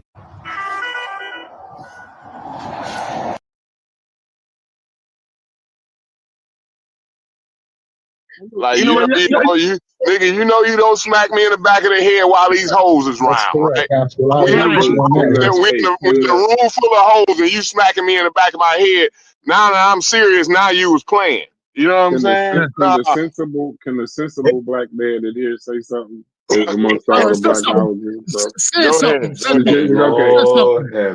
We do know that this is. Listen, everything y'all saying makes sense if we was at a cookout, if we was at a basketball game, if we was like at a party, bro. No, it wouldn't. It was a wrestling event. So No. Let me finish. I know it's no. I know that. Let me finish 2 seconds, bro. When they agree, listen, all of this would make sense if it went from the beer can directly to the ring. But there was a previous conversation where they said, listen, this is what we do back here on camera. And then we going to do it where you can run out to the mat. And it was a whole skit. And a beer can sounds crazy in any other arena other than wrestling. Now, here's the thing. If he took offense to it, he should have whooped his ass on the spot. But the problem is you waited until everybody think you doing a skit. And even if you got the slam off, I say, cool, bro. You got an extra overhard slam pause. And then now, whatever. But when you commence to beating an unconscious man with 20 straight punches, bro, hold on. We would all be looking at this shit completely different if he'd have killed him. If he would have killed that man. No, we all agree that the 20 punches was bad. Yeah, we all agree with that part. Boss, we all agree with that. We all agree. I agree with that. I agree that it may has been a bit excessive. But May these have white been a dudes, bit excessive. Nah, you went way too far. The May is Hey, a we got black a college. challenge. Hey, we got a dude, challenge. We got a challenge. I want to accept the challenge. I want to accept the challenge. Hold dude. on. I want to accept Pascal, the You challenge. niggas really let me trying to ask say you. that y'all are Please, offended hold on. by big carrot? I No, allowed a they little just bit of being blackology. black. They being I allowed overly. slightly a They little doing bit. the blackology thing, but I want to do a challenge right now. Right? Yeah. So in the chat, right? And I don't like to pay attention to shit in the chat, but this particular comment, I'm gonna pay attention to the chat. So in the chat, it says, shouts to somebody named RP. And I never trust these names that got like one letter and one letter, because it's like you couldn't even take the time to like make a thumbnail. So, but that's it. We supposed to take time to do what you want. You can't even respect us with a proper thumbnail. But here's my point. He says, can y'all talk about something that is happening in the black community? Y'all never talk about real issues. Same people, same shit. This channel will put real thinkers to sleep. Now, first I'm gonna cut you. We a black channel? Yeah. First I'm gonna cut you, and then I'm gonna say what I'm gonna say. There are 1,000 channels on YouTube that you could watch. If you are here for anything other than real conversation amongst people, you're in the wrong place. This is not a fucking. We have random conversations. We're talking about Pan-Africanism in the community, all of that. This is not a black channel. This is not a fucking conscious channel. This ain't no fucking scientifically literate channel. None of us are up here trying to be 100% correct all the time. But I'm going to accept your motherfucking challenge. Yep. Y'all put in the chat a topic that affects that's affecting the black community right now, an event that's affecting the black community right now, and we will actually participate because we don't go live much. A lot of times it's replays and recordings. Put something in the chat, and I promise you, these brothers and sisters are smart enough to have that conversation, but we're just talking. Last thing, land my plane. If y'all have topics that y'all want us to discuss, join the Discord and tell us. Join the Discord. Type it in the Discord. Type it in the chat. Yeah, type it in the chat. Type it in the Discord. Right now, you got our full attention. Talk about exactly what you want us to talk about. You could do just what Haskell did in the chat. Haskell just said, well, what about this? You know what I'm saying? And then we start talking about Rampage Jackson or whatever his name is, right? Jody Breeze. Some of y'all sound like y'all got daddy issues. Don't know what that means, but shouts to you. Listen. As I was saying before, we were reading. I think that's a guy. I think that's a dude, though, Brass. Okay, no, shouts to you. I don't know. He just said we. I don't know if he's talking about us or Rockstar. I don't know. Shit, wild. No, because that I'm dude waiting on the topic. RP.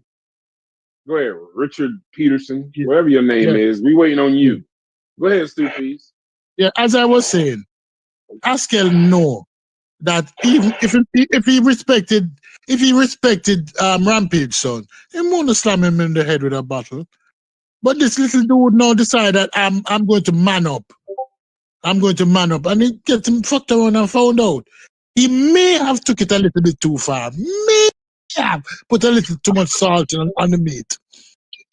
May have. The May is two pieces blackology. Y'all gotta allow that. Yeah, the May is the blackology. Yeah, the May is the blackology. Corey, you know what this sounds like? Too much. It ain't a lot of blackology. It's just a sprinkle of blackology. Yeah, and I ain't got a problem with motherfucking ass. It's just a Hey, sprinkle. Corey, you know what this sound like, though? This sound like that conversation with Gullah where we start trying to say, well, you know, wrestling is real, and it's got to be like, bro, there are things that Brad, in wrestling, there are things that you could do to somebody in wrestling that you don't deserve to get put in the fucking ICU for. No, Brad, they never agreed. I mean, Macho Man hit Hogan in the head with the scepter, and he was bleeding. Yeah, they never agreed to no wrestling, though, Brad. Yes, they did. No, they did. No, they did not. After he hit him with the beer, After he hit him with the beer can. I'm saying before, prior to hitting him with the beer can, there was no agreement. Right, there was no agreement. Hold Okay, on, then Brad. cool. Hold on, Right. Brad. There was no agreement in place. There is no meeting of the minds where it says, "Hey, man, we gonna be doing a skit. You gonna come up, gonna talk shit or whatever, and then I'm gonna just hit you with a beer can." None of that. None of that.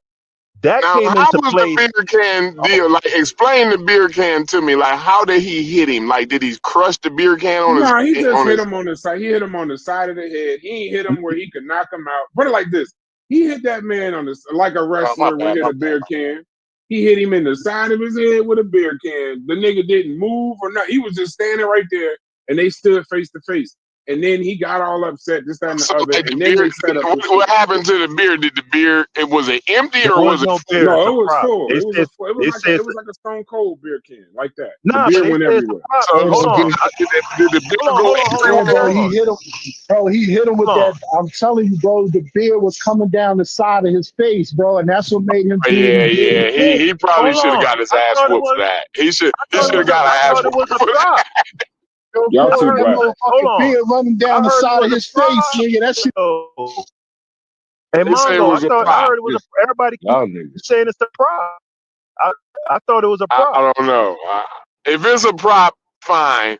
He was all the way wrong if it's a prop. But if it was an actual beer can, bro, now I'm not saying he should have punched him 20 Nah, it times was after he was a knocked can, out.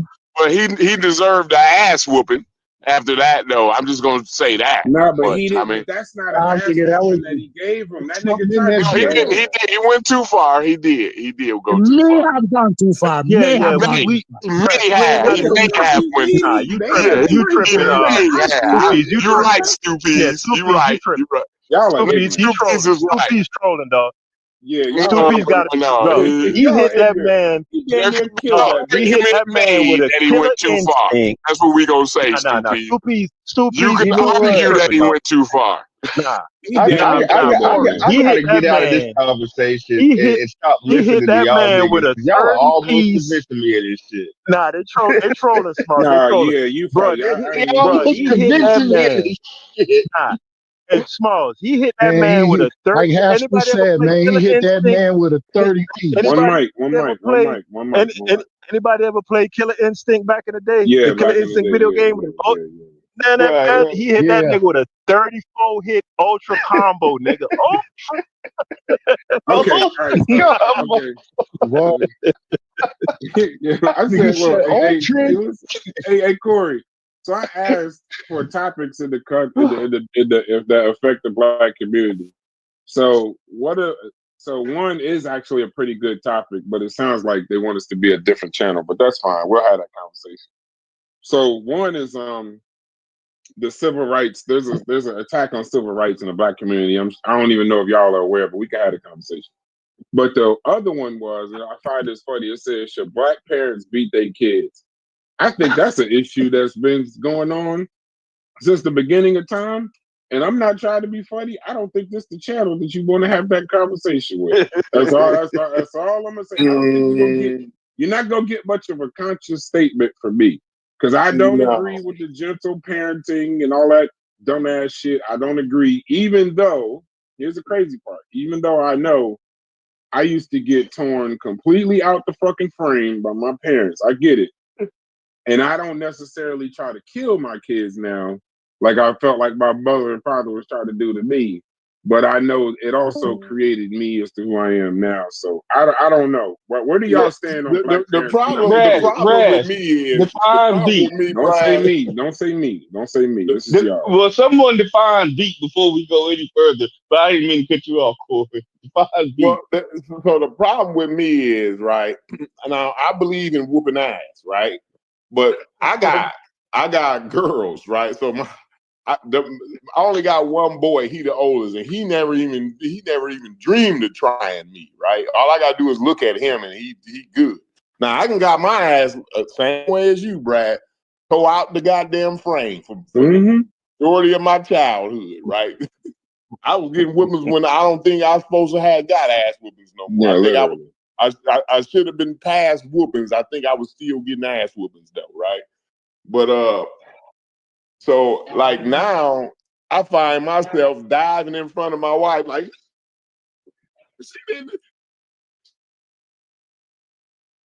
You breaking up, Corey. You know what I mean? But I definitely, I'm breaking up. Yeah, go ahead. Say it again. Hello? Yeah, we can hear you now. Go ahead. So what I'm saying is, so my problem is I got girls, but I believe in whooping ass, right? But it's something about when my wife get that look in her eye and she get to going for, and she get to headed towards one of my girls, I just dive right in front of them. Like, she didn't mean it. She didn't mean it, baby. Stall her out. Stall her out. Yeah, stall her out. You know what I mean? I think that comes with getting older, right? You know what I'm saying? Because like my oldest daughter, right? I never gave a shit. You know what I'm saying? It's like you fucked up. Obviously, I don't know what to tell you. You know what I mean? Young my kids little one always get away with murder, bro. The younger kids always get away with fucking murder, dog. Because my little brother, the type of shit he used to, the type of shit my little brother used to get away with, I'd be looking at my mom like, is this you was no, somebody done hijacked my motherfucking mother's body. It ain't no way this is the same. Nigga, my mom used to literally punch on me, nigga. Like work the body, work the head, nigga. I think they tired though, Haskell. I think moms. Yo, did you say your little bro? She just tired. Did you She's say tired your of mother y'all used shit. to have a motherfucking trainer saying work the body and work the head? Yeah, I'm Hey, these whole video game references are fucking crazy. These shit is funny as fuck, Damn, yo. that nigga said, "Oh no, he's had enough of his body. Go for the head." Oh shit! Yeah, that's another level. That might be another level. I don't know. Hey, Brad, I'm talking They about. must not know the game that you're talking about, Brad. You don't know the game. I'm talking about flurries, nigga, combos, combinations, nigga. You know what I'm talking about? And then, she would crack figurines over. She cracked a figurine over my Oh head, yeah, no, nigga. my mother was that. She My was mother just was. tired. By the time little bro came Haskell, she was tired. You know, I mean, so she just like you know what I'm saying? Because I think that's kind of where I'm at with my younger kids. Like I got a 4-year-old now, bro. Like I got a 25-year-old all the way down to a 4-year-old, bro. So like I'd be like, you know what? I can't deal with it. You know what I mean? You got energy, man. Yeah, Nigga, my mother was a Haskell. My mom was the type. Now I understand with the figurine part because me and my mother got to the point. My father stopped once I got about damn near tall as him, and then his just changed to just mortal threats of death and all kind of crazy shit. But my mother was the one like as soon as you knew he's about to get a whooping, it went from the belt and all of that to where she just looked around. Like she looked to the left, looked to the right, and I know she looking for items, and I just take the fuck off.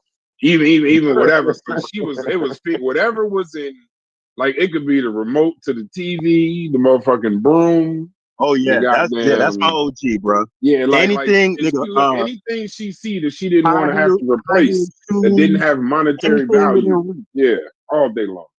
All day long. All day long. But a spatula was used on me like multiple. Like I don't know why, but I always get in trouble like while she in the kitchen. You know what I'm saying? Like it's always like she in the kitchen, and then it's like, come here.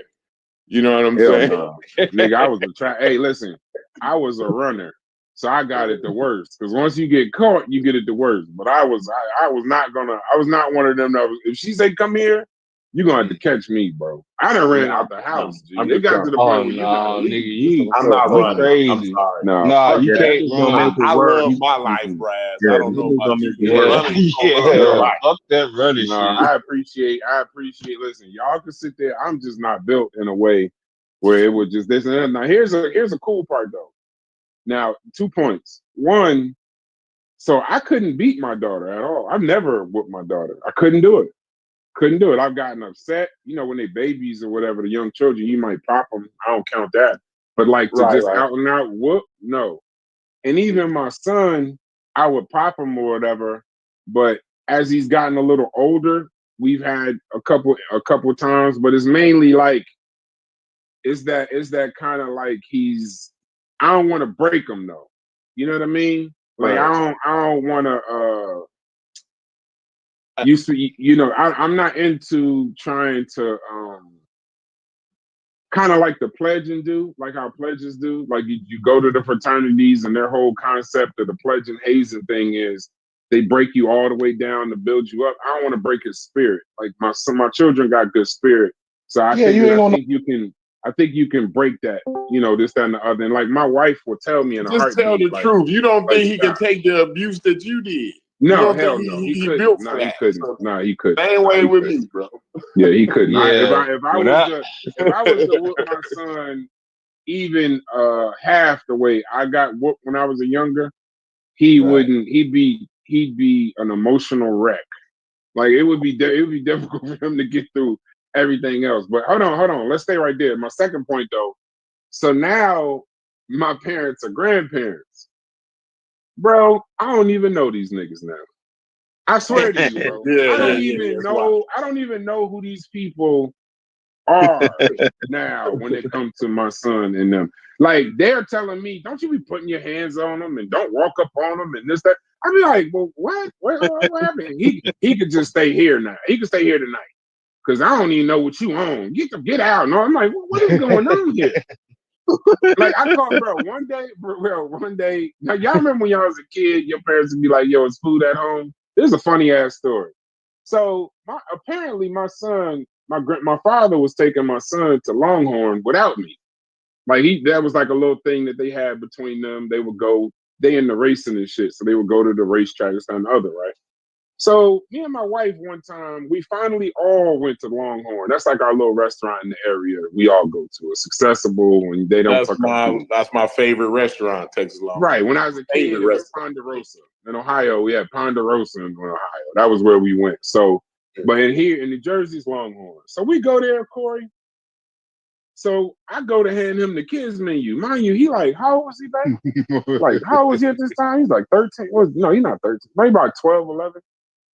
So we sitting at the restaurant. So my son sat next to me and my wife, and my nephew and my parents are sitting in front of me. So I hand him the kids menu, and this I'm about to call him motherfucker. This little kid like flips the menu over and starts looking at the adult menu. So I'm like, well, what the hell is going on here? So I took the menu from him. And my mother says, it's all right. He already know what he wants. No, my father says, it's all right. He already know what he wants. He gonna get his usual. My son looked at my father like, yeah, I'm gonna get the usual. So now I'm lost. I'm thinking chicken fingers, tenders, mozzarella sticks and shit like that. Right. So they come there. I get the outlaw ribeye, same shit. Wild West shrimp. I get the same shit every time I go to Longhorn. So they go to him. This little motherfucker said, I want a Flo's filet with a 6-ounce lobster tail, a mashed potato, and a sweet tea. My nigga. Like, man, what in the fuck is going on? So, because when I was a kid, if I even opened my mouth to say a steak like everybody, you get a piece of somebody else's steak, you wasn't getting your own. No. Bro, his meal cost more than everybody's meal at the table. The kid ate the most. Bro, I couldn't even order a Big Mac meal at McDonald's, let alone go to the Texas Longhorn. Facts. Yeah, I gotta order a Happy Meal every time, bro. Like, what is you meaning, bro? Like, come on, Brad. There was an expensive piece of seafood and an expensive piece of cow in that store, wasn't it? Was I tripping? Shrimp and bacon shrimp. Yeah. But I heard lobster tape, baby. Was it his birthday? No, what is his? This is an everyday occurrence, bro. This is just he just now, and I'm like, bro, I couldn't order. I was 16 still ordering kids meals with my aunt and them. They wasn't playing no fucking games. You a child, bro. Brad, I wouldn't have gotten past the picking of the menu. He'd be like, boy, you soft on them kids, man. You so soft on them damn kids. Boy, them kids running you over, boy. Them kids running you. That's all he said. Them kids running you over, boy. Like, shit. All right. Tired. Shit. All right, so we're going to get to a serious conversation. I'm going to see where y'all at on politics. We're going to have a political conversation real quick. Now, brush up on it. See if you could do it without ChatGPT if you got to. But how many of y'all are familiar with civil rights disparate impact? I'm not. Okay. I have no clue what that is. Civil So rights. we're gonna. You Yeah, said disparate? disparate. DISPARATE. So right now, so a disparate impact. So I'm gonna put this in the chat because actually, we had that conversation before, Brass. Yeah, I know. They just whoever said we didn't talk about it, they just didn't. Yeah, they didn't know. They didn't see the channel when we was having this conversation before. But we'll have it again. We'll have the conversation again. So disparate impact is an interesting thing in civil rights. So in civil rights, you have rules that directly, it's obvious they affect one group or another.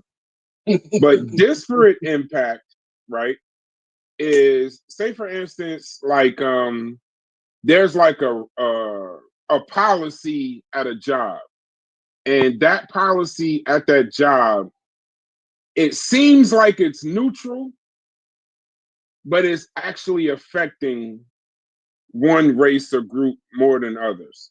So for like an example, for an example, right?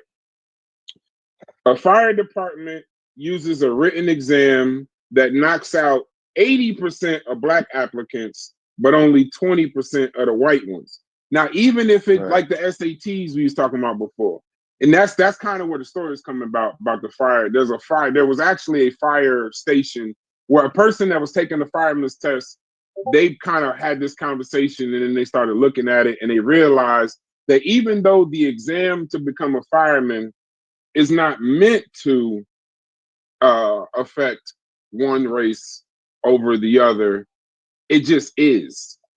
So there must be something wrong. If the number is 80% and 20%, there's something that in African Americans, there's something in this policy that's affecting them. We just don't know what it is. This kind of also goes into the Fetty conversations we was having. So even if you don't intend to discriminate, the impact is unfair. That's disparate impact. Like a disproportionate harm. Like, remember the SATs back in the day? Remember SATs? I don't know if this is still a thing. I don't think it's still a thing, but remember they were saying that the SAT was culturally biased. Like, it was just biased in the test itself. It wasn't trying to be standardized with the test. Right. All standardized testing is inherently biased. And they didn't really want to accept it because they're like, we're just giving out questions. But they didn't realize that different school, like a school in the inner city versus a private school, or a school in the inner city versus other schools, they don't have the same tools, so it's inherently a biased test. So that's disparate. So we'll get past that. So what Trump is trying to do, right, is we've had this conversation already, right? So the Trump administration announced an executive order. This is in April, of the Restoring Equality of Opportunity and Meritocracy. It seeks to eliminate the doctrine of disparate liability from federal civil rights enforcement. It directs all federal agencies to deprioritize, amend, or repeal regulations and actions based on this theory. So this is the officer. So basically what happened was the Office of the Comptroller of the Currency, so OCC, stopped supervising banks for disparate impact risks and removed related references from its exam manual. The Department of Justice ended long-standing lawsuits challenging promotional exams for police and firefighter departments. Key examples. Now, critics have announced the alarm of civil rights groups and legal scholars warn this move will weaken key tools that protect against systemic discrimination. So, how do y'all feel? I mean, I don't know what question, because I would like somebody that would be on the side of it. Does anybody agree that disparate impact is something that we don't need per se? That would be my question. What would you say? Would you say that anybody that say we don't need it? We're basically now only we're intentional. Logic ain't in here. Yeah, Logic's in. Yeah, he just got in here. Pause. Ask Logic the question. So in plain words, if y'all don't understand it, in plain words, it just simply means if a policy hurts one race way more, it can be illegal, even if you didn't mean it. Under the new rule, only intentional discrimination counts. So what say you, Logic? Wow, I think that's a pretty deep. You cutting up. I mean, unless that you've seen. Okay, give me this. I'm gonna step out. Man. All right. Since Logic step out, let's hear his answer. No, he about to talk. He about to step out and talk. I'm only going. It was only going to take me a second. Yeah. Okay, so unless somebody has like seen some prior data or something like that that say, okay, if you implement this, you run risk of XYZ thing happening, and then they do it anyway.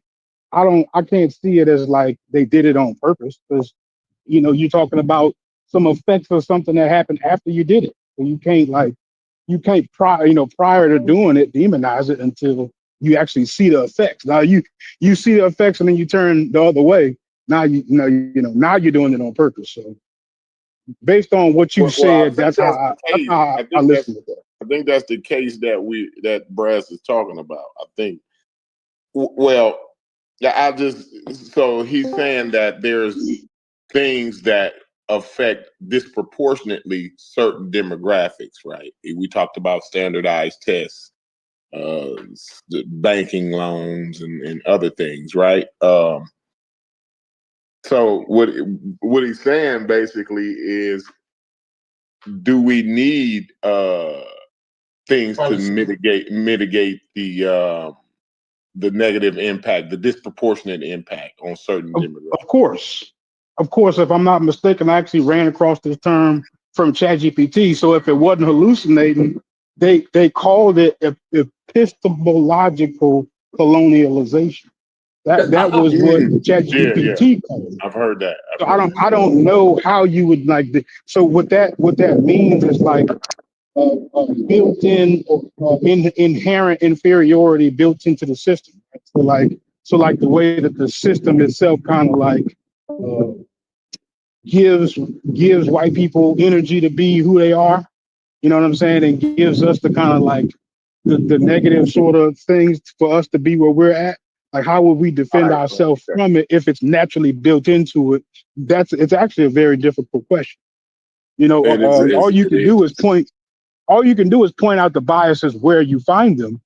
But I mean, I think that is all you can really do. RP, I don't think that disparate civil rights is the heart of. So I think it's a tool. I don't think it's the heart of civil rights, but I definitely think it's a tool, because I don't think we should look. I don't think it should be an emotional thing. I think right here in these particular arguments, I think this definitely has to be technical and legal. Like it has to be about lawsuits. It has to be about regulations, because this is like the fine tuning of the things. Whereas, because you can say that it's one of those things that was left kind of unintended consequence of the Civil Rights Bill. So it's like those things that happen. It's like that gray area. And I think we need to be in the courts about that. Like, stay in there. We can protest and all that's fine, but there's such a technical thing, it's such a legalese thing, and it's regarding policy that affects people, that I'd like to take the emotion out of it a little bit and keep it in the courts. I understand what you mean by it's the heart of the civil rights fight, but I think it's just a tool that we need to work on. But go ahead, y'all. Could you verify what I'm saying right quick, Brass, while Stu Pease is saying what he's saying? Okay, what do you want me to verify, brother? The epistemological colonialization. I'll look it up. No, that's fine. I'll look it up. Yeah, this is what I'm saying. If you're going to eliminate that policy, eliminate it universally. And so we're going to open now to the free market. And in the free market, as it exists today, I can guarantee you that he who is trying to protect or elevate will also lose, because we have seen it in the Ivy League school, where now they had to ensure the policy to limit those immigrants and children of immigrants from the Asian communities. Because when they try to compete, when those persons that he's trying to promote compete, they weren't winning against the Chinese and they weren't winning against the Indians. But what he's doing now is in those jobs which are blue-collar, hard-working, well-paying jobs that the Chinese and the Indians don't compete for, where the competition is primarily between black and white, he's now putting system in place that will accommodate Caucasians instead of facilitating black people. But in those organizations, the Ivy League schools, where the whites are losing, those policies are not being looked at. Because if we look at it, remember, the Chinese people, they go against the black people for those spaces that they were getting in Harvard because they were being eliminated. They were being pushed back. So that's the problem I have with this policy, is that it is selective when it comes to him not enforcing what he's saying. If he's going universally, I say, do it free market. Let the best win. So those persons who have the highest test score will go to the best schools, regardless of race. Those persons who's physically stronger will do those jobs. Those persons who is mentally more acute will be those jobs. Then it wouldn't have anything to do with race. Because let's put it, I've done millions of tests, and I call some tests white people tests and some tests black people tests. It's the language in which it is written. If your vocabulary is not strong enough, sometimes you'll get certain things wrong because you don't understand what the question is asked. But when somebody break down that question to you in simple terms, the test was easy. But the language that was used to communicate the problem was a little bit difficult to understand, especially if you're in a household where you're limited to, your vocabulary is limited to 2 syllables. 3 syllables household, the better in standardized tests. We know that for a fact. Children who read more get better scores on standardized tests. That's proven that children with books in the household perform better than children without books in the household. It has nothing to do with race. It just has to do with what was happening throughout the whole educational period of that child. That child never start read early, he's going to have a difficulty doing standardized tests. That child vocabulary is limited, he's going to have a difficulty doing standardized tests. But if you open it all across the board and take off the bias that Trump is using, who he's trying to facilitate will lose. Every day, all day. I think one of the things that we also have to we do have to kind of keep into there's things where we got to move away from testing. When you lose things like this, and by the way, Logic, you were correct. Before I go any further, you were correct. One of the things that you don't realize is this is where we go to. I think we had a conversation with Chief X where he was saying racism, systemic racism doesn't exist. Nobody is oppressed. Yeah, I know, it's fucking hilarious. But I'd love to get him in here and have that argument. But this is what you don't get is that this is the racism that I'm talking about that you don't see. It's not the nigga hard R in your face. It's not the police brutality splattered across the TV. It's the black applicant going for a mortgage that's going to get denied no matter what they do.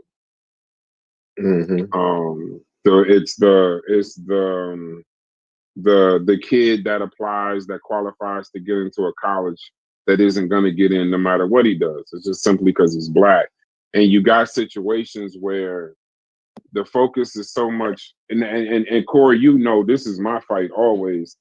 A lot of times the focus on racism is always the shit that's splashed across the news screen when we're all affected by racism heavily, no matter what your class status is, just being black all day, every day, and you don't even realize it. The books in your kids' schools, the landlords, the lenders, the all kind of shit. It's not, it's even just the employment of just no matter what you do with that with that resume, I mean, you're just not going to get the job. So when you do these things, I don't know how effective it's already been. I mean, that would be always my question. Play devil's advocate just so we can have the conversation. I don't know 100%. It's such a vague thing, Corey, and or everybody that's in here. It's such a vague thing that it's a little difficult to kind of gauge because you don't even know how effective it is. Because I mean, we're still getting lawsuits about discrimination at banks and the different level of textbooks and college admission stuff too. So even like I